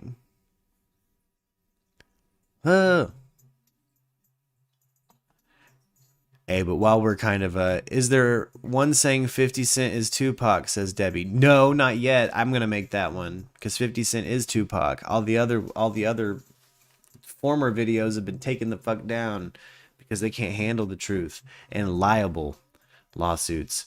But mostly the truth. And the lawsuits. And liable lawsuits. But mostly the truth. Can we prove for certain 50 Cent is Tupac? No. But am I fucking convinced? Yeah. Do not come after me, 50 Cent. I don't want to get shot. I know 50 Cent would shoot me. If I came up to him, I'm like, you're Tupac. But look at that fake Clark Gable mustache. Look at that. That's the same dude, right? I know what everyone's thinking. Why? Why go to those lengths? I don't remember. Media control? PR spin?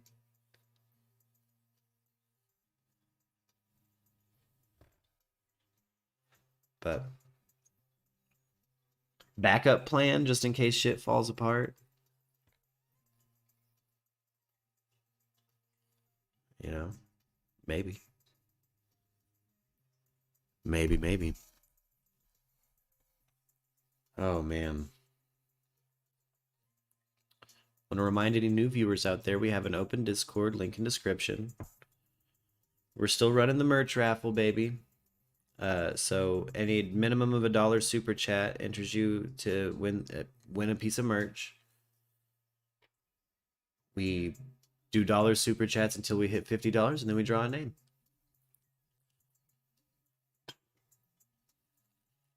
Shout out to our previous winners, Erica Christie, Anthony Blackard.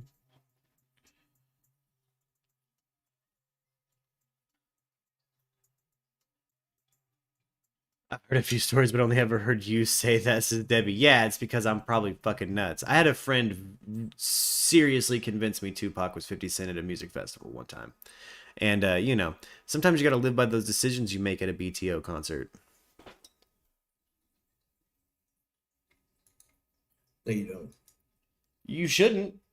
You shouldn't. You shouldn't make big life decisions at a BTO concert, but, you know.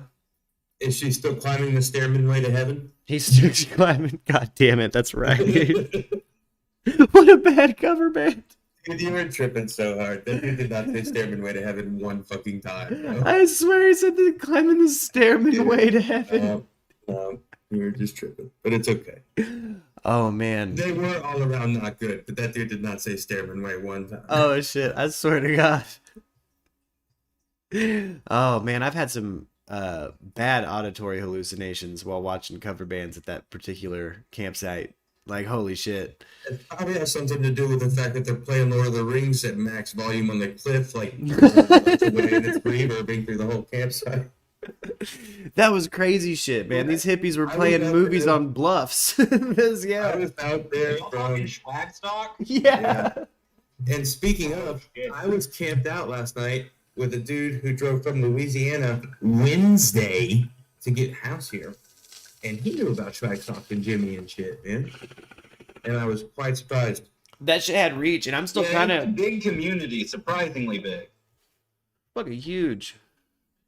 A dear friend of mine is now dating Jimmy's keyboard player, or married to Jimmy's keyboard player. It's fucking weird. Just small world. But man, I have those bluff the second or the hidden stage.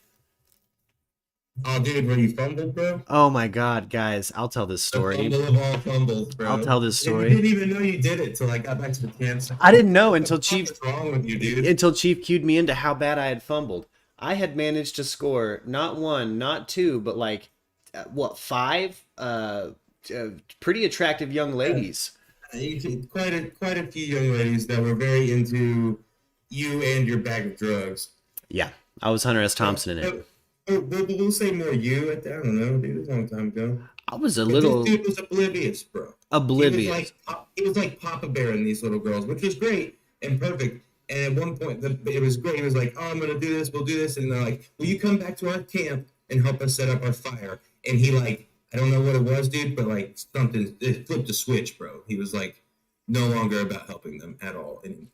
Nope. I bounced. I was like, dude, do you know how much of a hero you could have just been to those 5 young ladies back there? And he was like, oh my God. I was like, dude, they wanted you to go back to their camp with them and set up a fire and hang out with them. Oh, the fumble of all fumbles. What's wrong with you, bro? Like, I'm at the Super Bowl, and that shit went right through my hands. I'm like, oh, no. It's like I kick it a little bit, like, oh, fuck.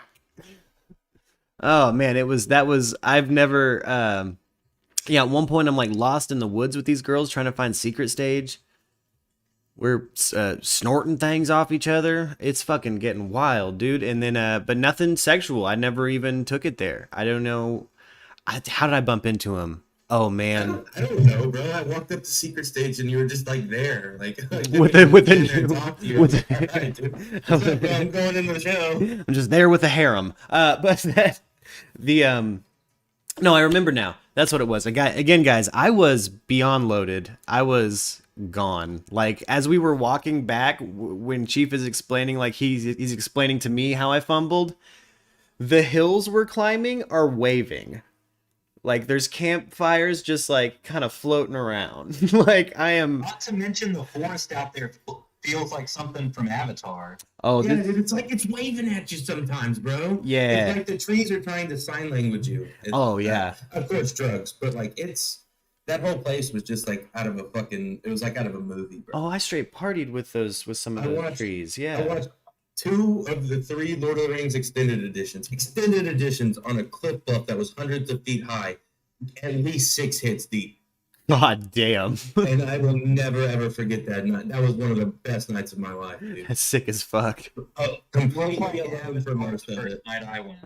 Hell yeah, dude. The first night I went, I took way too much acid and ended up walking my big toenails thin and like Birkenstocks around. I thought I was cooler than I was or something, dude. I pulled a dumb kid move and took way too much acid my first time.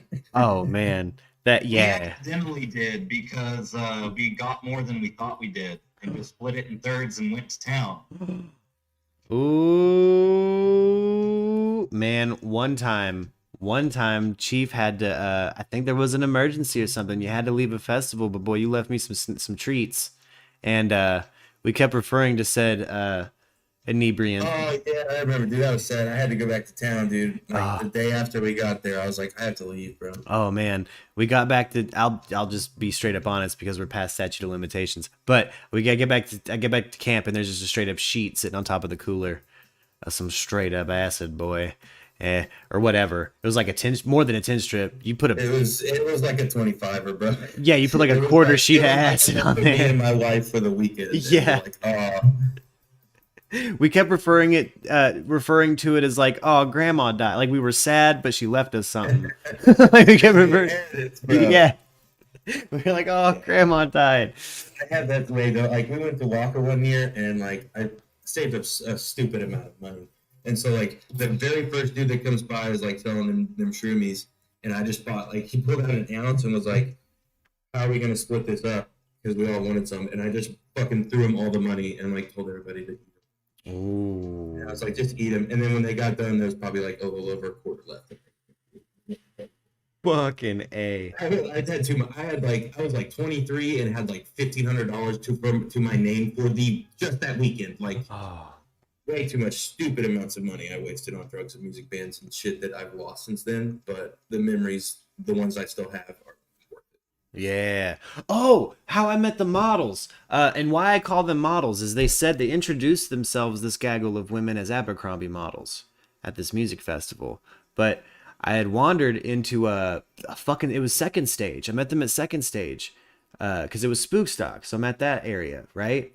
I walk into the tent and I sit down with one group of people and I'm like, hello, new friends. And they're like, hey, you got any weed? And I'm like, fucking, does the Pope wear a funny hat? And, but what I pulled out was a bowl of opium and passed it around. And was too inebriated to say anything. I didn't honestly notice it wasn't hash and was opium until I fucking hit it. And I was like, all right, whatever. This is going to be fun. And I asked the girl next to me, hey, what are you up to this evening? Like, what you on? What's your sign? You know what I'm saying? And she's like, oh, I just smoke weed. As she's exhaling opium. And I was like, oh no, I have made a no-no. So I bailed out of that group really fast. I'm like, give me that. Get at it. I'm sorry. Bye. Like push them down by their foreheads. Like, I'm sorry. I didn't mean to do that. Don't ever do it again if you don't want to. And then I go to these, I find a different group of people and I'm like, hey, I got this opium. And these girls are wild, dude. Like, at one point, a girl, as we're walking, like, they introduce themselves as Abercrombie models. We smoke the opium. The concert ends. We're talking about the concert that's at some kind of secret stage. And how do you get there? And me being a dumb man is like, I can get us there. I can't get myself down the fucking block, dude. I'm directionally challenged. I don't know why I said that. Yeah, dude, I have to give you places, bro. I can't fucking get anywhere. Can't even remember where landmarks are block to block, baby. I'm directionally challenged. I am the guy that fucking will get you lost looking for Israel, baby. We'll be in that desert for a long time. A long time. Anyway, we start walking, and one of these girls, the one that's like, one of the ones that's arm in arm with me, right? She sees a little baggie on the ground, bends down, picks it up, breaks it open, licks it clean. That's dirty, dude. That's dirty, but James dirty right there. Like, that already had me kind of like, huh? The fuck are these girls about? But I remember at one point being lost as fuck in the woods and just emerging through the wood line to fucking Second Stage. And, or the secret stage, where there's like a really shitty rave going on. And, yeah. We got the fuck down, man. Bro, it wasn't that bad. We just didn't like rave music that much at the time. Oh yeah, it was just some. Yeah, I think it was just some. It was all right, dude. It was not the best stage, but the music was not terrible. But we still referred to it as robot sex music back then. That's true. It was robot sex music, and it had become. We were there for the Dead cover band and the acid, bro. You know what I'm saying? That's true. I had just watched a whole evening of dudes with guitars, so I went to the DJ set and was like, "What the fuck." Unimpressed. I was yeah. Yeah, we were those kids. Sorry. Oh man. Yeah, thank you. Oh man, that festival, those grounds, man. I've been to a bunch of those, and that shit was all of it, bro. All of it. So crazy. I remember one time we were there walking down. Me and my wife and maybe Jared. We're walking down the main drag. They're about to head up the hill. These two ladies come by and they're carrying this fucking sweet ass bong, dude. And you know, we haven't had a bong all weekend. I'm fucking tripping. I'm staring at this fucking bong. I'm like, that fucking bong looks awesome. Should I ask him to hit it? No, I'm not gonna do that. I'm tripping. You know what I'm saying? and they walk on by and I look back to my wife, dude, and she is like fucking glaring daggers at me, bro. Oh shit. I'm like, oh no. And the dude starts laughing because he saw the look on my face like immediately. Like, apparently these girls were topless and had like the tits up and shit. Yeah. And like I didn't even notice that. You know what I'm saying? I'm staring at the bong in their hands as they're walking by. Dude, but my wife was like, thought I was just straight up like horn dogging these girls. Oh, like, right yeah. And I was like, no, dude, I just spent like 20 minutes explaining that shit away. But it worked. I mean, obviously, we're still married. But like, yeah. I'll never forget that, dude. I got in trouble for something I didn't even do. And like, you know, the back of my head, my guy ass brain, I'm like, damn, there were titties there and I missed them. And then I still got in trouble, even though I didn't get to see the titties. Yeah, that's man. There was a few different one of the like summer swag stocks where there's just nudity on the river, baby. Just a whole bunch of nude people rubbing on each other, and I told more than a couple nude ladies, "I like your outfit," and that went over surprisingly well. I was always surprised every time that one worked. They usually will dig that one, dude. Yeah, it's weird. Clever. If you say, "I like your outfit," they're like, or whatever, you know. It's fucking cool. Oh, man, I miss that place. I'm also kind of glad it doesn't exist because it's a little easier on my wallet. But you know, Yeah, I was gonna say you don't miss it. You would miss it from Tucson, bro. I fucking you take 2 trips to that place from Tucson and be like, "Fuck, this is a lot of money. I This- pay more to get here now than I did when I was here for the weekend." yeah, not worth it. That hell no. Especially when I'm Plus, you like, just go to Burning Man, right? exactly. I can go do some cool desert shit, and I don't know. I hope one day I can get a press pass and go do press pass shit. That would be legit. Wouldn't that be funny if my fucking loose ass got a press pass, dude? I'm hitting you up like go around shit. It's like that movie. Dude, I am a golden guy. I'm hitting you up like, bitch, I'm flying into town. I need the Merc. We're gonna go see an early screening in fucking Northwest Arkansas. Fuck it. Fuck it, dude. We're going to the Amp. Yeah, fuck it. Cocoa Boa says special guest. For legal reasons, I'm joking when I say a couple months back. Sorry, the question was when was the last time special guest and Merc dropped, I believe referring to LSD. And it's yeah, for legal reasons, joking when we say a couple months back. We had a kind of a theoretical going away party that didn't happen. You know what I mean? I think Jameson will be proud of us. I'm not proud of you. I feel like I nailed it. The judge is like, no, gavel. I'm like, damn it. Guilty. 23 months. Shit. Can I bond out? Like, bitches, it's the sentencing trial. No bond. Fuck. Parole? They're like, no. Jail. Go straight to jail. Do not pass go. Way past the time to negotiate. Oh, man. Well, I suppose we should round her on down. We have covered the news for the day. I think maybe we should do something on Twitch.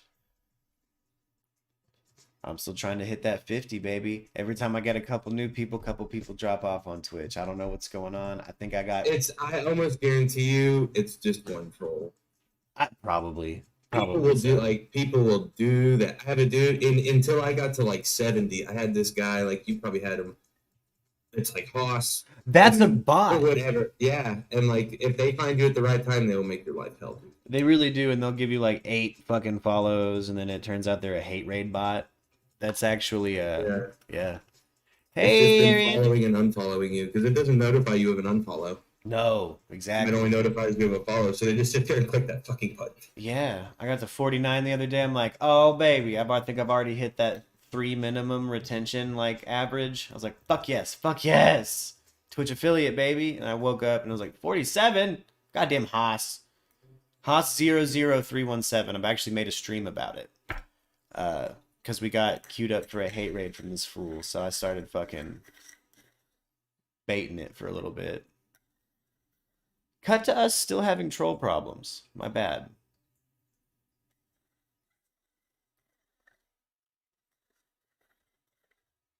Man.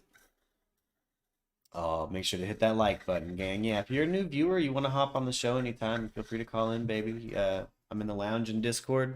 We have an open Discord. Come on in. Oh, yeah. Hey, thank you, Arianthe. She's also reminded me of my plugs. Right at the top of the second hour, lady. Hell yeah. But, hey, Allie, I'm glad you're okay, lady. What was it? Were you near the earthquake? Are you okay? I've been dying to ask you. I feel like I have a bunch on the show, but I haven't heard back from you. Hope you're okay.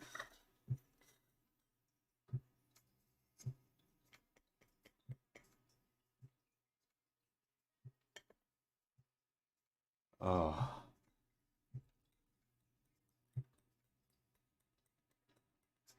Yo, Chief. What up, dude? Have you seen the Robert Paul Champagne video? I want to say yes, but Try I It don't Out have guy? the wherewithal to say for sure. You know, like the Try It Out guy? Dude, not ringing any bells. I live under a rock, bro. Oh, you're good. He's a person who I support. If you guys follow the Your Mom's House podcast, he is actually interviewed on that show because he's such a fascinating online character. I'm gonna try to find the original video, but I'm gonna keep it a little low at parts on the microphone. But if you're in Discord, you get to hear this whole shit. Because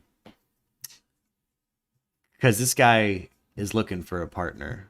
He's looking for something. He's looking for that everything. And again, I'm supportive. I hope he gets it. But I wanted to shine a little light on him. Again, he drops his whole address and phone number, I believe, in the video. So I'm going to try to not play that part.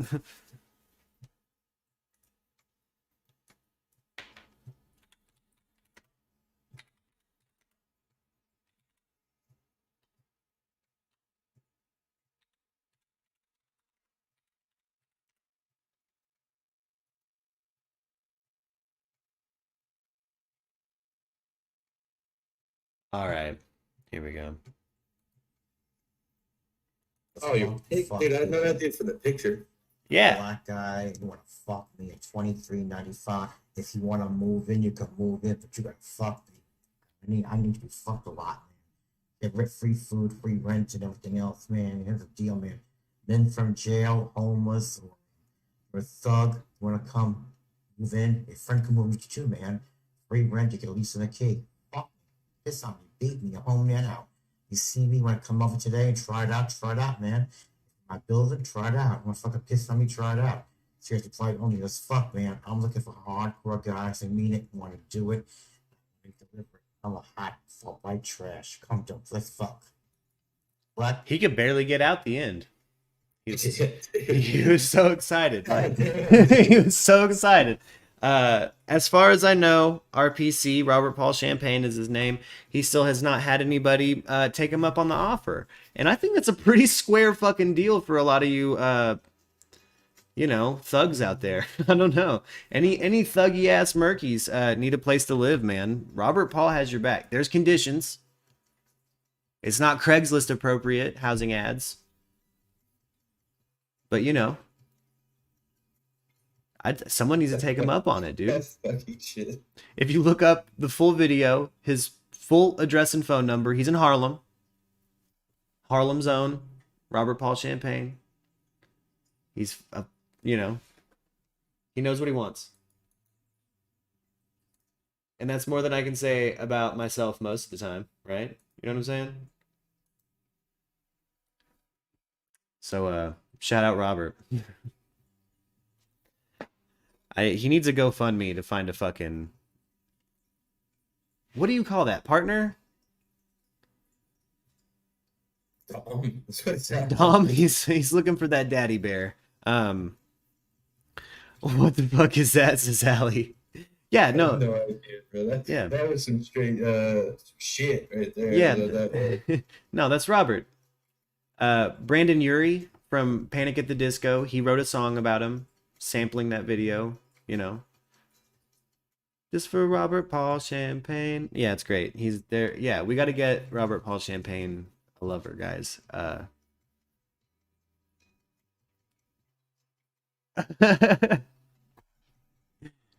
He's a hero.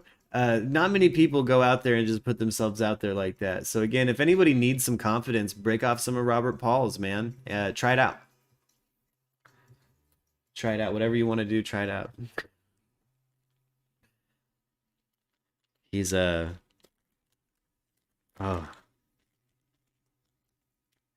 Men from Jail is my favorite part of that video, I think. Where it's like he's just like flipping through them personal ads. Basically in his mind, he's like, if you're a thug, if you're a hot black or Latino, men from jail.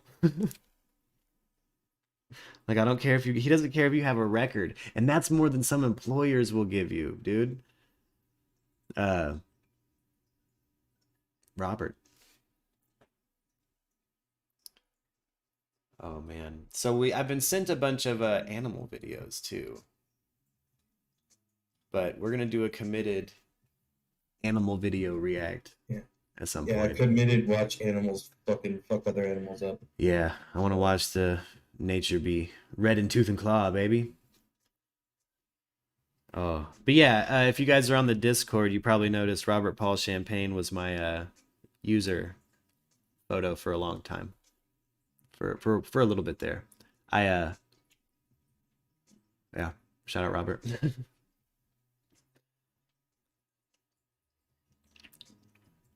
He needs a bud. You call it a bud. He needs a buddy. He needs a bud. He does. He needs a friend. Hey, you know, with our little slice of eyeballs, maybe we know somebody out there. Maybe you're not that thug for him, but maybe you know a thug who's homeless and needs a place and has big top daddy bear energy. You should let him know about Robert in Harlem. There's a place for him. Maybe that dude doesn't feel right in Idaho. You're right, dude. Yeah. Everybody deserves to be loved. I Yeah. do not disagree. There's a couple people that are homeless out in Tucson. I've almost been like, hey man, you know there's this guy Robert, right? Like, he'll hook you up. Buy you a plane ticket right now. He might fly you out. He'd fly that ass out. Hundreds of bodies down in the lobby. Sorry, there's a song about Robert Paul, and it's fucking hilarious.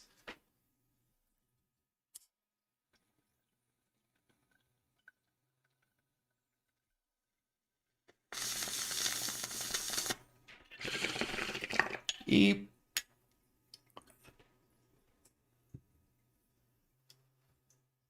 Somebody has to listen to Bone Thugs and Harmony with him while eating strawberries and whipped cream. That's fucking hilarious, Arianthe. You know, he gave an interview where he talks about, you know, he claims to have slept with Tom Selleck. He claims to have slept with some pretty famous people. He used to be entrenched in the gay leather bar scene in New York. And apparently has done all kinds of stuff. He talk about drinking stuff and doing stuff and sucking on stuff. He's crazy, man. Robert Paul's out there. But everything he says that he wants in that video, as far as I've fact checked, he's honest. He'll deliver, boy. Will you? And he's getting up there in age. I think he deserves the right to turn up. When I'm 64, I can't turn up. He's like, I believe him. Yeah, I believe him. Arianthe. Is he really 64? I don't know, but he's old. I know that like he dyes his hair. I was gonna say someone needs to remake that Beatles song, bro. Right. So he was left that place. He was left that apartment by his mom. It's full of his mom's shit. And so when he says like he's got clothes, he's got food, he'll hook it up. Like he means it. He's got a bunch of shit. He doesn't know what to do. He doesn't have any kids or anything. He doesn't have anyone to leave it to when he goes. He's like real honest about it. He's like, I don't, you know, but I'm looking for that thug. I ain't looking to leave it to just anybody. I want to leave it to specifically men from jail. Who can lay a pipe? Who can throw it down. Man. He's so intense. I wish I still had the video. Early on when I started the YouTube channel, I got a video from a troll. And somebody said, congratulations, it looked like I had cured my autism, but I'm not autistic. And it was incredibly hurtful. Like, why did you, what? Why do you think that? Related to the troll, turns out. I still don't know why he thought I've been diagnosed with that. I'm not. I vibe like that, I guess. You are weird. Yeah. Right?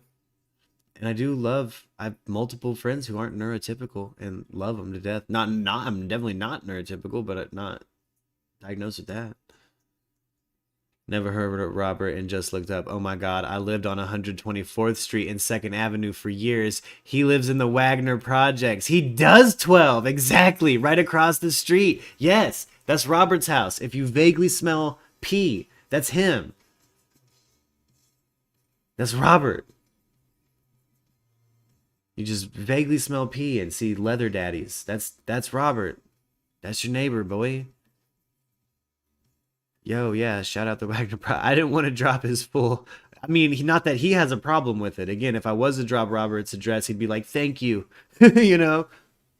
Get the message out. But just to avoid any kind of potential problems on the back end, I don't. But, yeah, no, he's from the Wagner Projects.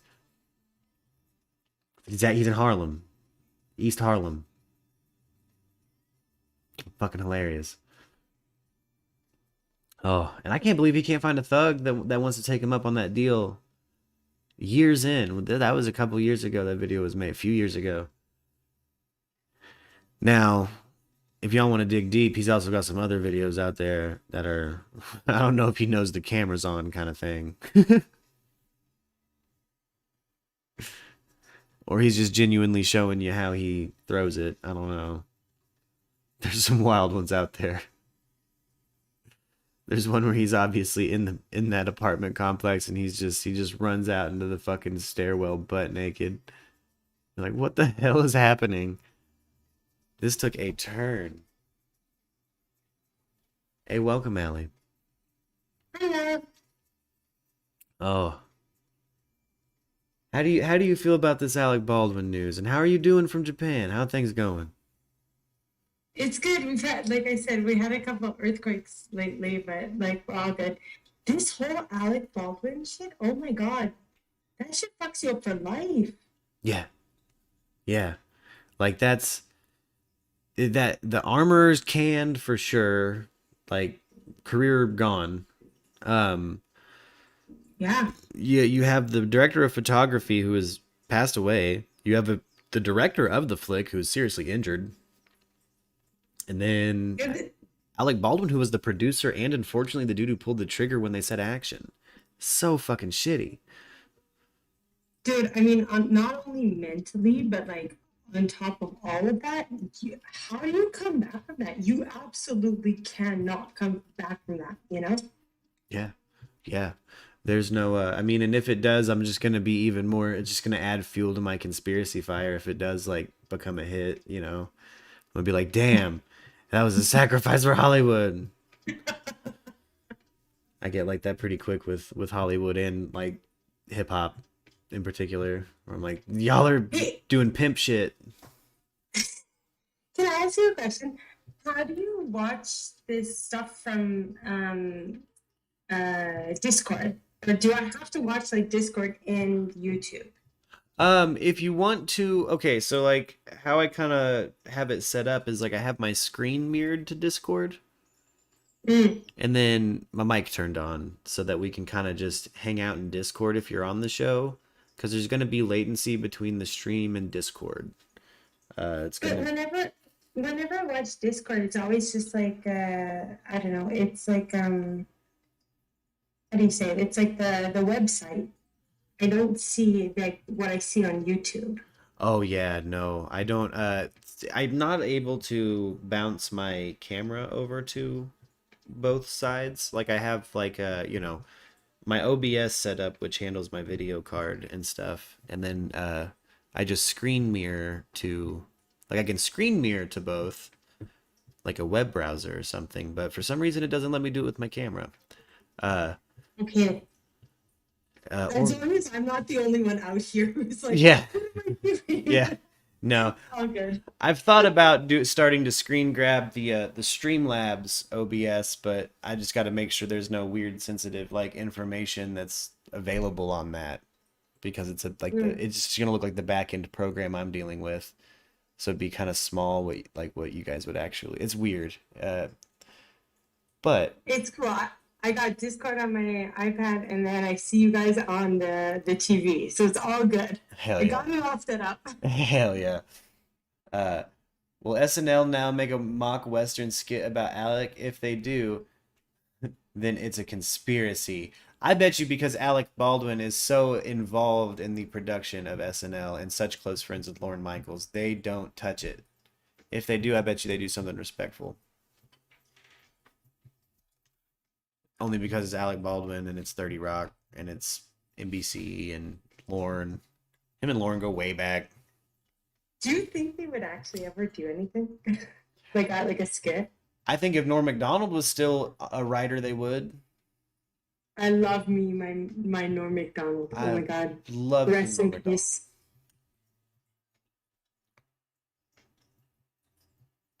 Trump feels about this. 12 says, I wonder how Trump feels about this. I mean, I don't know, man. Bloated? I just hope he has his pants on right today.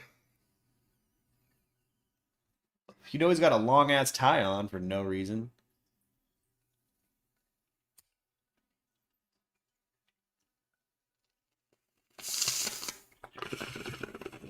Nah, his outfits drive me nuts. That's like the worst presidential drip. Like, you're gonna follow Obama with that fucking clown-ass look? You gonna look like you got it from Men's Warehouse when we just had a goddamn president in like Italian cut suits for fucking 8 years? Are you kidding me? Are you kidding me? Do some fucking push-ups and get an Italian cut suit, bitch. What do you? It's not fucking 1989 or whatever his suits are from. Like, I don't know. I don't dig dude's drip at all. I'll fashion roast Trump all day. Like, can't handle it. Wears those pants too high. Put them bitches down, dude. I don't care if you show crack. I'd rather you did that than wear them bitches up at your above your belly button. That's wild. That's high-waisted shit. And honestly, seriously, even just take those suits in just a little bit, and you'd be so much better. just a little, exactly. Like they look. It's like, what are you, David Byrne from the goddamn Talking Heads? Like, what is? What is this? The length of the tie is what drives me nuts, because again, like I've used to have a job where I had to dress business casual every day. I'll share some fucking photos of me dripped out, guys. I clean up nice, I think. And dude, you don't what are you doing? What are you doing with a tie that big? What is it, a bib? Are you trying to, in case your pants fall, it covers your dick? Why do you have a tie that long? Shit drove me nuts. It's fucking Archie Bunker all over again. Oh, I swear he did it just to drive people like me fucking nuts. Like, why are you dressed like that? Meanwhile, Obama wears a tan suit, looks like a fresh Easter dad. Like he just got out of Sunday service and everyone's fucking up in arms. Oh, Obama's in a tan suit. And then we vote in President Ketchup with chicken fingies? Are you kidding me? I'm trying not to laugh out loud because I know my mic will turn. Hey, you're fine. I don't want to mess up your whole stream. Jesus Christ, that's hilarious. No, you're fine. It doesn't mess up my stream. I like the laughter. I'm playing to a crowd, man. That's what I like. I've been feeling more and more like hitting an open mic or something and just screaming at people. And see how it goes, you know. Hey, what time is it? Like, what day is it where you're at? It's Friday where I'm at. It Where is. are you? It is Friday, 11:02 a.m. Okay, so Friday's like everything we can talk about, right? Yep. We just kind of and other news in it. I tagged things kind of big for the morning half, but we're well into the top of the second hour, so we're in loosey goose territory. Can I just share something that happened to me the other day, and I was like really like, oh my god about it? Yes, absolutely. Please do. Okay, so I went to bed like here in Japan, and I woke up at 5:12 a.m. because I have a camera like set in my room to watch me while I sleep, because I have so much like fucking crazy paranormal activity, right? Oh. Like not like shit moving in my room, but like I don't know how to say it, like I don't know, just like shit attacks me while I'm sleeping, like dreaming, I guess you could say. Yeah. So anyways, nothing's happened for like 8 months because I put up some Shinto stuff, and then nothing has happened since I put it up. It's all been good. So 2 nights ago, I went to bed and I woke up at 5:12 a.m. and there was a dude standing in my fucking at the foot of my bed. Whoa. Like I'm not even, and Whoa. I kicked him. Like I didn't kick him, I kicked at him because I couldn't reach him. But I kicked at him to shoo him away. And he slowly just didn't move, just kind of like faded backwards, but then just slowly faded out like 4 to 5 seconds. I have never in my life seen like a full on, I guess you'd call it like a full body apparition. Yeah. Like I've seen shadow figures, I've seen all that good stuff, but I've never seen like a full on dude. He was like 25 to 30 years old. He was like pretty tall, very slim, definitely Japanese. He had like a kind of a shaggy like bowl haircut. Like I saw everything. Whoa. That's are you familiar with like the sleep paralysis demon like theory in the paranormal world, that there's like the old tag. Yes.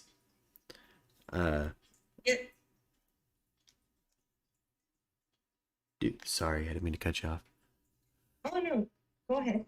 Oh, do you think maybe you were encountering something like that, like something that particularly affects people while they're sleeping? Because we have another Murky, I believe, is it Michelle O'Rourke? Shout out from Ireland. Says she experienced a banshee. So I'm kind of fascinated by these nationalized, these kind of like region-specific things that are affecting people in their sleep. This is fascinating to me. But just again, what do you think after some reflection? What do you think it was so far?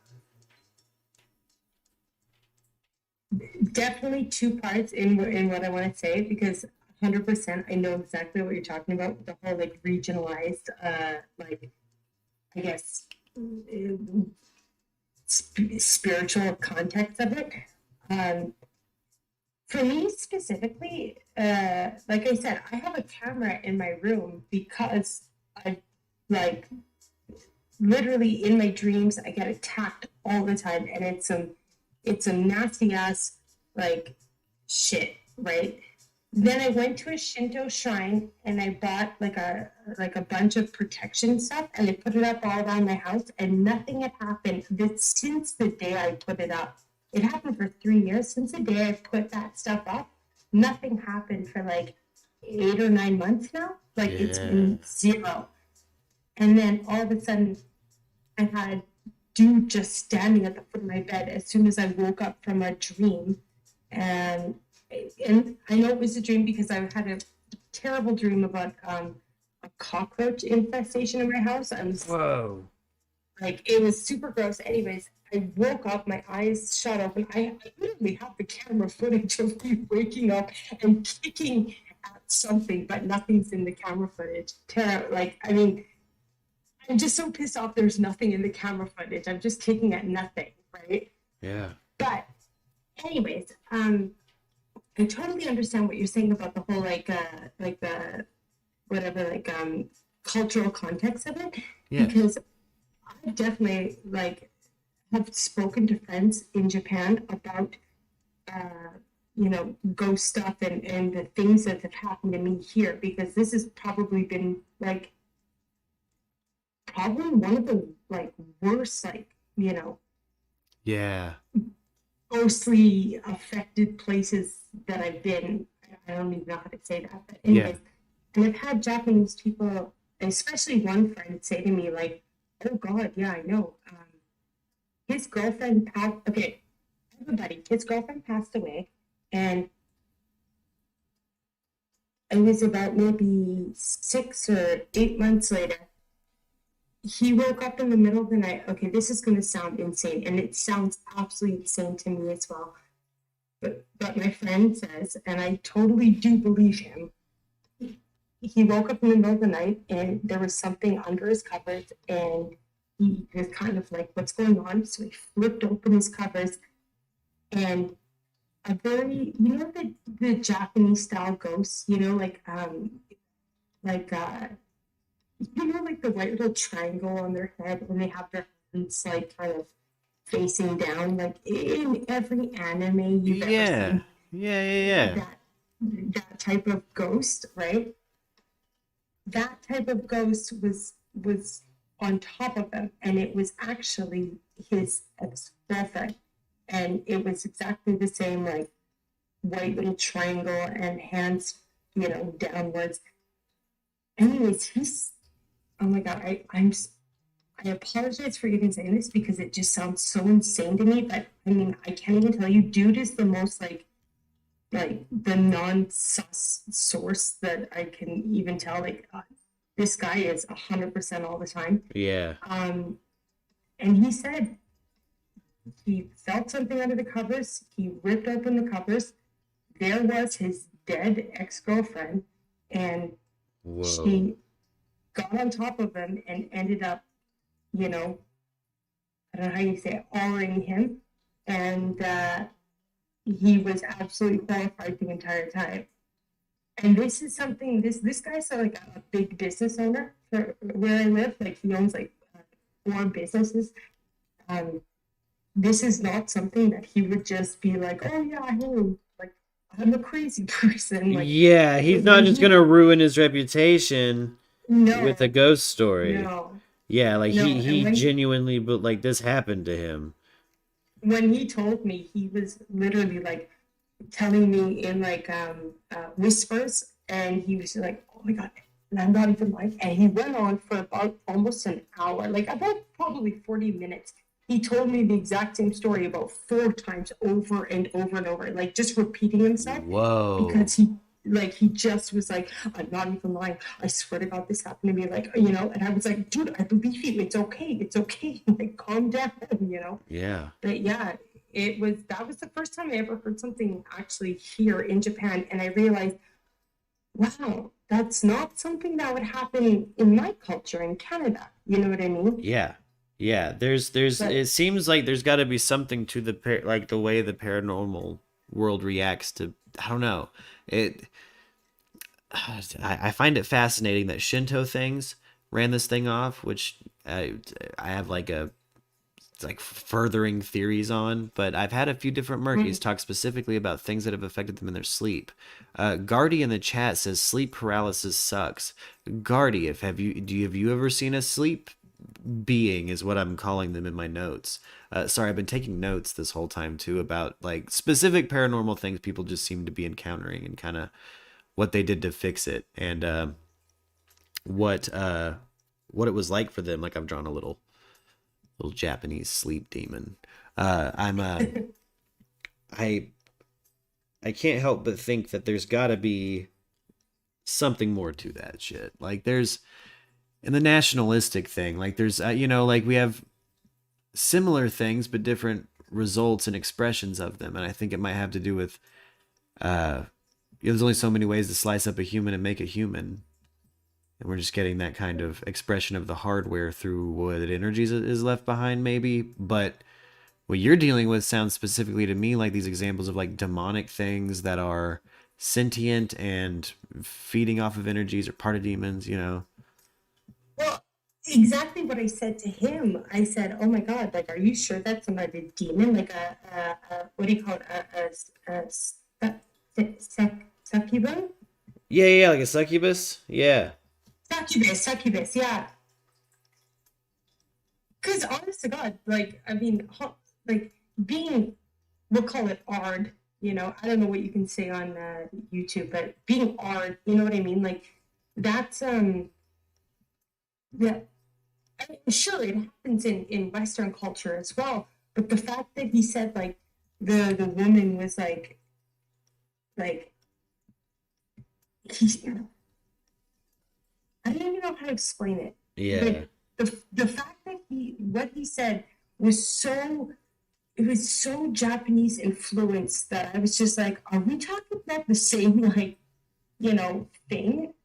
Yeah, this sounds like yeah, you're like this is culturally very different, and I think again it kind of ties Yes. to some of these epigenetic, just things we have going on. Like there has to be something to what we leave behind being a reflection of how we're built.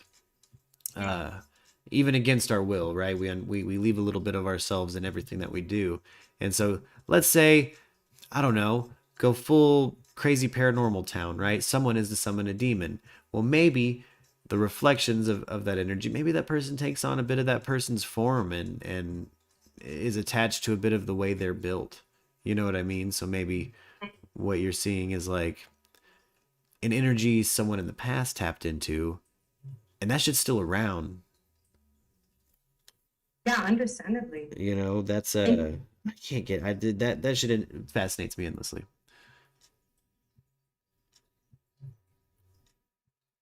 Brendatron asked in the chat, have you done research on the area where you live in Japan? That adds to the paranormal activity and locations.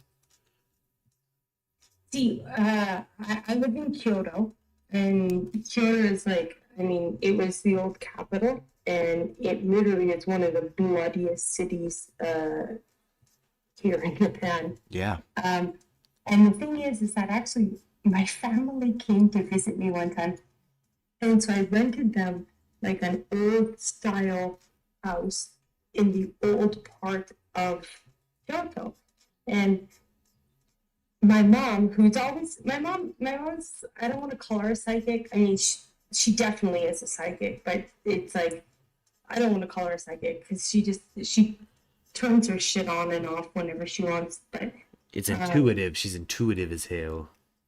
Yes. And when she came to Kyoto, she absolutely flipped the fuck out and was like, I'm not staying in this fucking house that you rented us.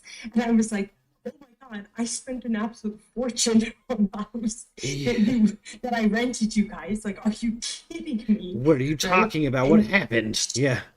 Yeah, and she absolutely lost her mind. And the funny thing is that I have two older brothers, and one of them said like yeah, he didn't like the house.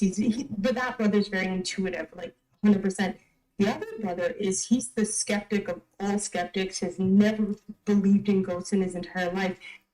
And then he was like, Alana, I was sitting in the living room of this house you rented us, and a freaking box came off the shelf and floated, and then for about 4 seconds, and then fell on the ground. I've never seen anything like that. I still don't believe it. I think it was an earthquake. He still doesn't believe it. But he said, yeah, it came off the shelf and fucking floated for a bit and then fell on the ground. You know, so That's wild. I can't help but to think about Michelle, who had a banshee hover over her in Ireland when she was a child. I believe she said a banshee just hovered over her and it freaked her the fuck out, but no one was really able to explain what the hell happened or what the fuck it was about or what did it mean something? Is it for something? But I think we just have things that prey on people in their sleep, maybe. Certain energies that like to creep in at that time. I know that when I'm going to sleep, I open my mind in a way that, I don't throughout the day, I guess. You're entering that REM sleep. You theoretically are getting that hit of DMT from the pineal gland.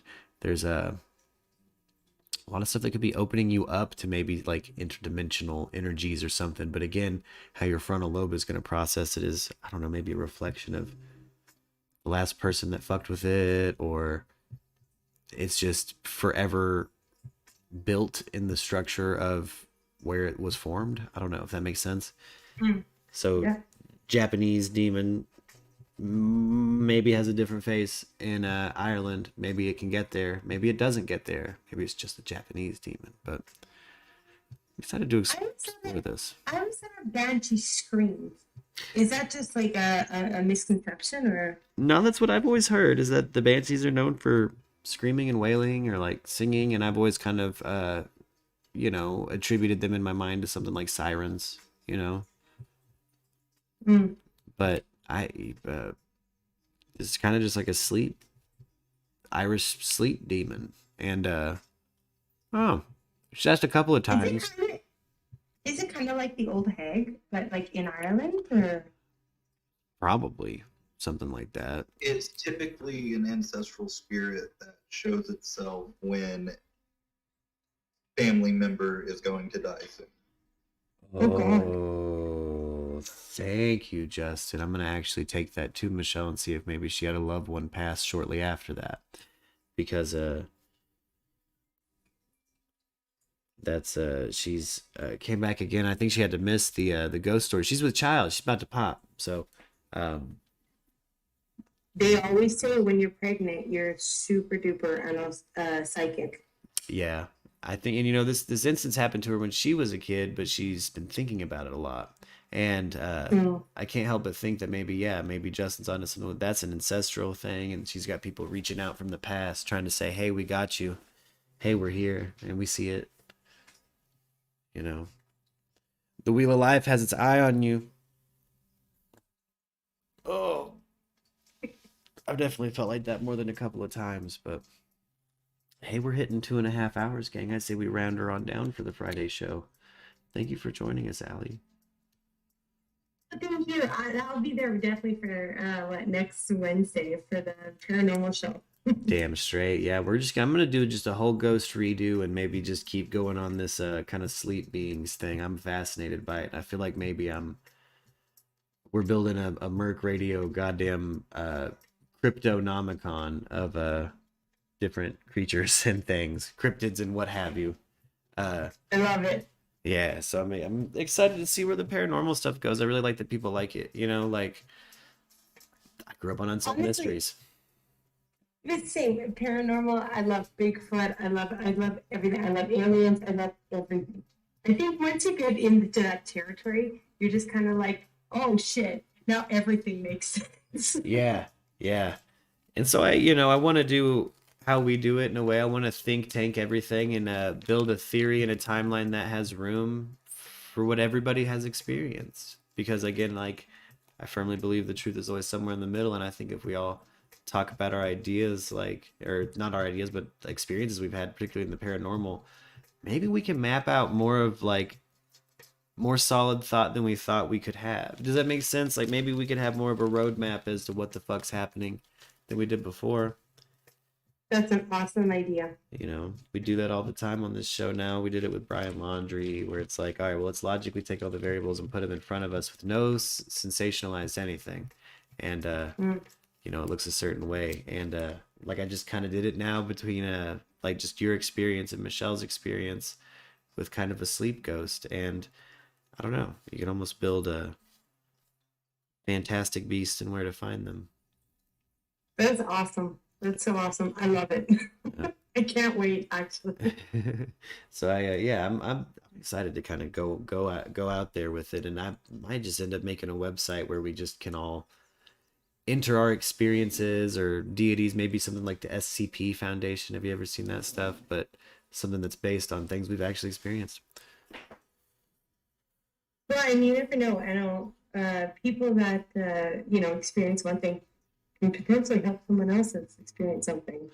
See, that's how I felt when, that's why I'm very interested in what you had to say. I'm like, well, hey, Michelle actually said she had problems with the Banshee.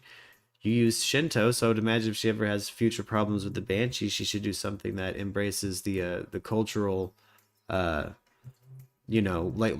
back through history, what religion was practiced there, what spirituality was being flexed, and what spirituality built the place you're on. Check that out as maybe a potential to solve some of these problems. I think that right there is already a massive thing to be able to pass on, because I didn't even have that the first time Michelle told her story. I'm like, if any Murkies out there know, let me know what you did and let me know what you think. So, at least now we can start prescribing stuff for paranormal problems. But 100%, right? I mean, it's hard to, when you have no idea what's going on. I was like, I don't know. To help somebody, right? But yeah, 100%. That's awesome. Totally awesome. Yeah, but I was like, hey, but one thing consistently people did bring up during Wednesday is, ghosts are real. Something, I've had this and that happen, and I've had things plague me. Or it's like, ghosts follow me. And it's like, maybe with enough aggregation of information, we can get this shit figured out. Yeah, I love it. Yeah. I want to be a part of it. Hell yes. But yeah, that's every Wednesday, Murkies. Let's see. Oh, Ari Anthony reminded me of the plugs again. And guys, we're doing the merch lottery. Minimum of $1 super chat. I write your name into the raffle. We draw randomly once it hits $50 so that we can cover shipping and handling of any merch item. And yeah. I really just, we set it up that way. The super chats really just prove to the algorithm that we're a dope, healthy community. And this way the merch and the money goes right back to you guys. Proper lottery, y'all. I didn't even mean to establish a lottery like that. You guys like it. You guys really enjoyed it. So we're coming up on a new month too. So I'm going to do a whole new round of like designs and merch items. And I'm hoping for the holidays I can just score some merch to do like a super giveaway for anybody who has entered in the past and maybe didn't win in the past. You don't even have to enter the super chat again. I'm just gonna fucking do that shit. We're just gonna do one and start doing merch giveaways at some point. So I didn't even know you had merch. yes, well, and I've popped up a merch store for a lot of different music projects with a lot less attention than this thing gets. So thought it was a good idea. And then I had designs from Stan Odie and Angel. So it's all fan designs. The merch store kind of started as just my music merch store. But yeah, now it's a MURKradio merch store. Stan Odie made a Diaper Daddy shirt, made a Murky Mommy shirt. And yeah. And where do we find the merch? Oh, link in description. We got this website, beautiful MURKradio website. Designed by Lux, link in description. MURKradio.card. Something, you'll see it. I got it right. Awesome. Right sure. I've also, for when we're talking about links in the description, when the channel popped off and we were officially monetized, I had different advertiser or like different offers in front of me, sponsorship offers. But I was kind of coupon hunting at the time. So I got BARKBOX. So if you guys have a dog, if you have never had BARKBOX before, it's a subscription kind of dog toy and pet snacks subscription box. Kind of like a loot crate for your puppy. If you do it this month, and why I chose BARKBOX this month was we have a lot of pet parents, dog parents in particular, and it's a double stuffed box. So you get 2 boxes for the price of 1. And if it's your first time using BARKBOX, you get a pet camera, a camera to watch your pet. So you can also use that sucker as a webcam if you just want to pop into the show and would rather use your computer than your phone. Trying to think about y'all when I was looking at that shit. So I'll probably lose BARKBOX next month. Because I really just wanted to hit the fattest deal for the best price possible. And I got Atlas VPN, link in description. If you need a VPN, if you want to watch Canadian Netflix, if you want to watch whatever the hell they got going on in Morocco, I don't know. Hit up a VPN. I got Atlas VPN in the description. It's $1.36 for a month. Lowest I could get it. Best deal I could find. And I know we have a lot of international people who maybe can't keep up with some of the local American news that we cover. So thought it'd be cool to give y'all a route to get that shit cheap. For sure. And if you're older and don't know like the importance of a VPN, it helps keep you anonymous online. It's pretty important, cats.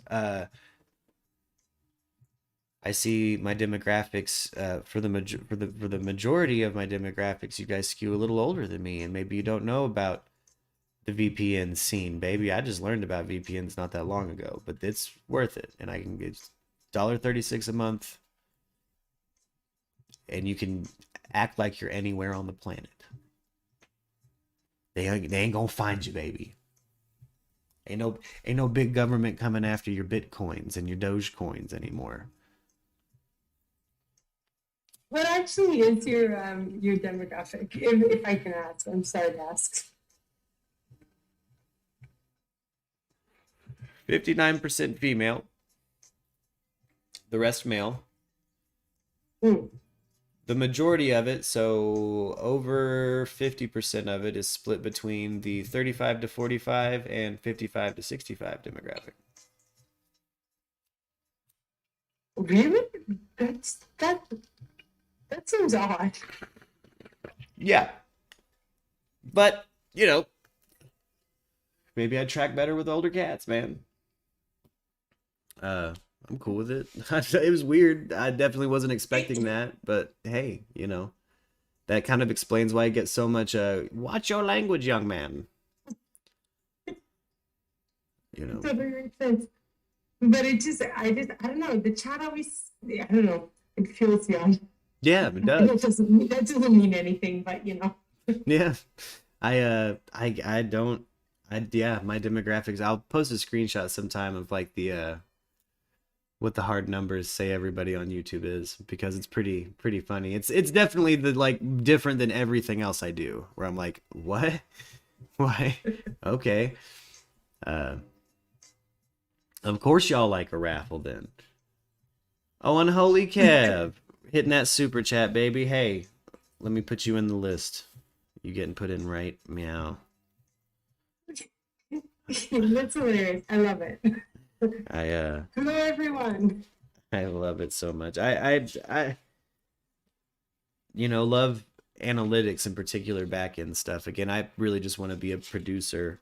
When, you know, I think it'd be cool if everybody else popped off and like I could just produce my friends' shows.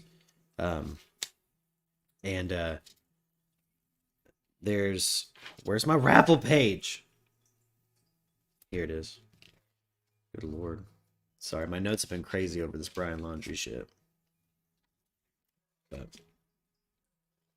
I'd like to produce and just do other people's content at some point. It'd be fucking cool.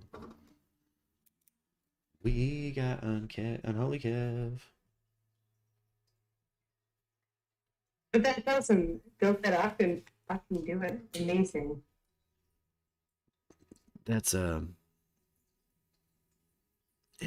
you know, yeah, demographic statistics is fucking weird. I never thought in my wildest dreams that we would have this diverse of a crew too, because there's also 10% of my audience that is 65 plus.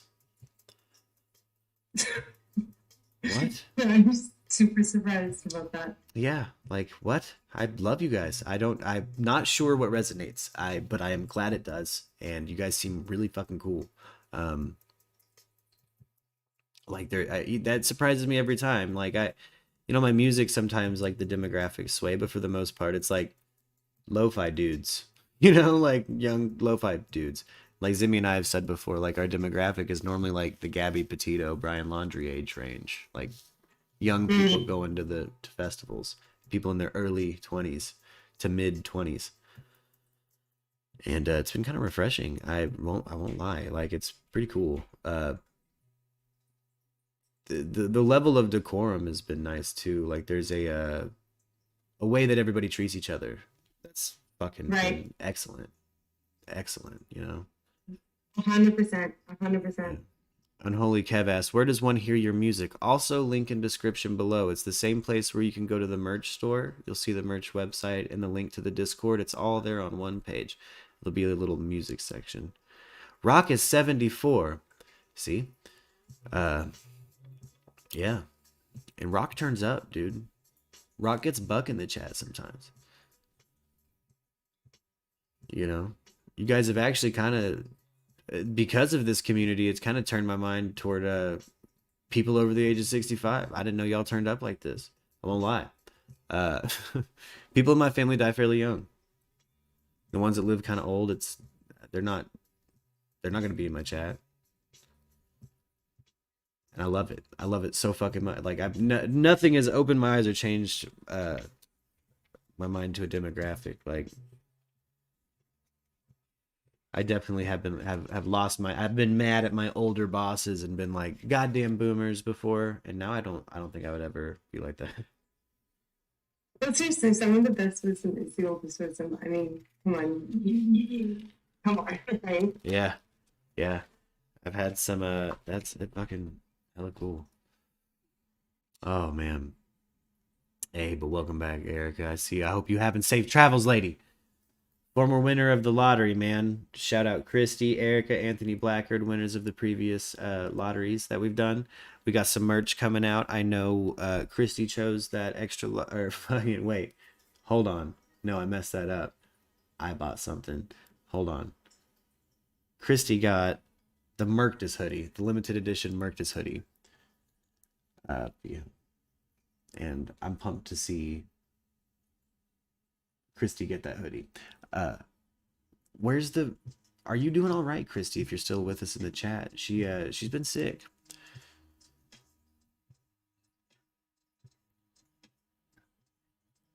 Unholy Kev, now all of the death metal is on a different channel. Oh yeah, the death metal is on a different channel. There's gonna be an official release for all the metal and heavier stuff at some point. I'm gonna properly aggregate everything and launch a whole bunch of new music projects here soon. I've got a whole bunch of stuff just really waiting to be finalized and post-production and released. A couple things that just need some vocals and then released. So, yeah. Excuse me, it's on Jamer's super secret demos page. No, I mean it's not super secret. We can plug it. If you got a link, special guest, you can drop the link. I need to drop the link in the chat or in the Discord so everybody can find it. I'm particularly proud of the more guitar centric, guitar work we've done. Okay, I like everything but farm emo. I'm not sure what that means, but I don't think I do that. So I think we'll be cool. I think you'll like what you hear.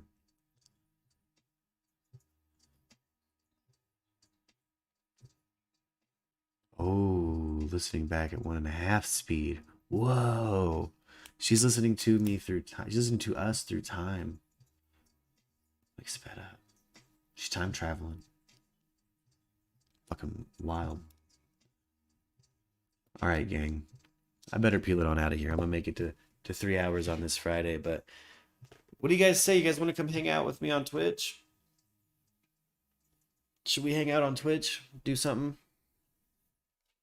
I gotta clean the apartment up a little bit, but we can hang out still if you guys want to. When will you be on Twitch?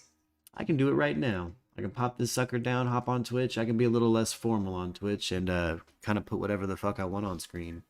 Because it's not as, strict there.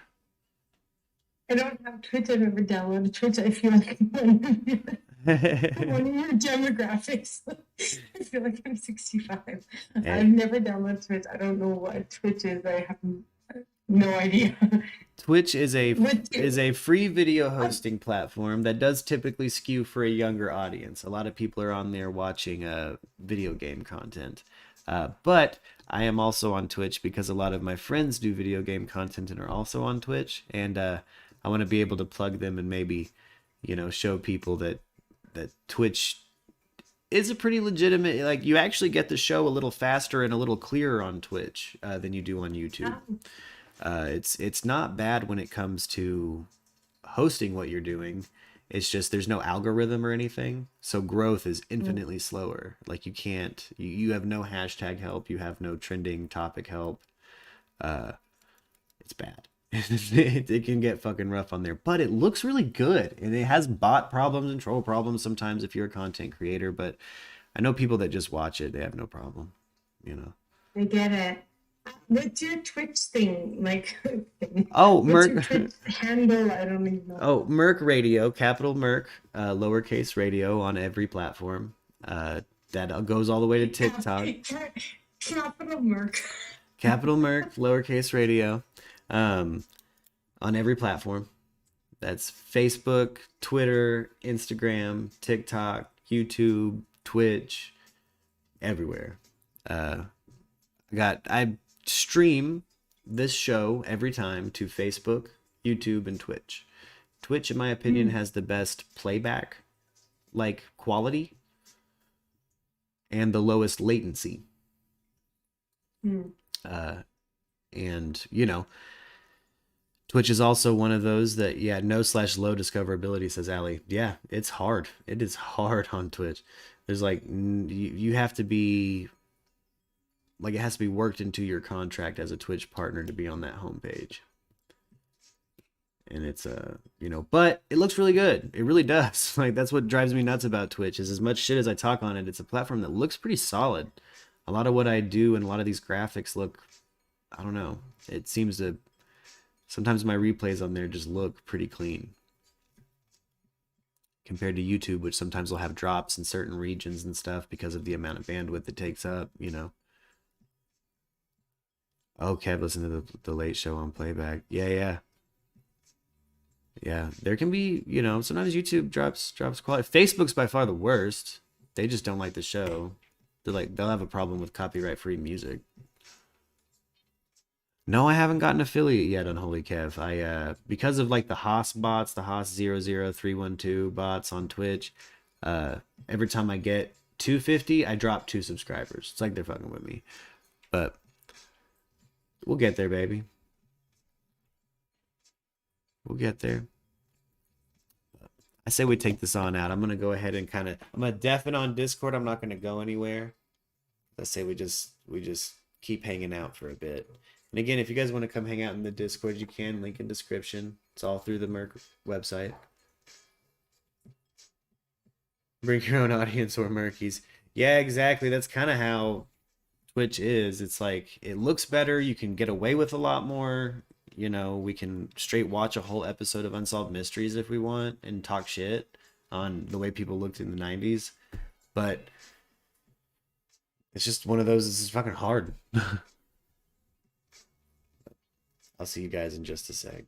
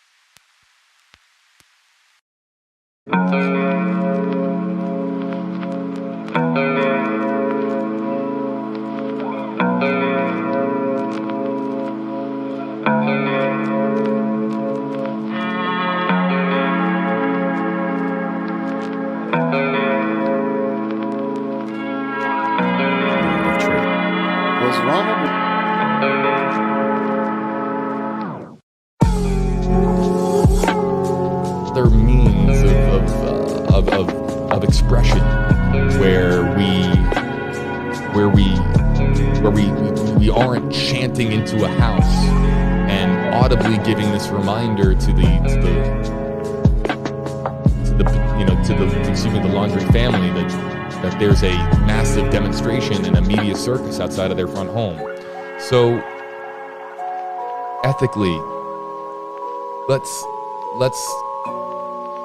keep that in mind and keep the fact in mind, in that this is 2 parents, a mother and father, that are grieving, that haven't been charged with a crime. They might be guilty to you in the court of public opinion, but they are not guilty of any crime, and they haven't even been accused of one by the FBI. So let's please keep that in mind as far as the demonstrations that are going on. Jennifer, I really appreciate it, because there needs to be some civility and understanding and empathy, or sympathy, I should say, rather. And there needs to be some just us brought back to the fact that this is a mother and father who have lost a child, and the knowledge that they haven't been charged with a crime, not even mentioned as far as being charged with a crime yet. So let's please, yes, to Catherine in the comment section on YouTube, we are human. Let us be humane. Let's just all try to keep those facts in mind if we can. I think that hopefully we can all get behind that. understand that the optics of what I just said are contrary to me saying that everyone, I went on my little spiel earlier about how everyone has the right to freedom of expression and freedom of speech, and you have your right to execute that freedom of speech, and that, but doing so with some civility, I think is the moral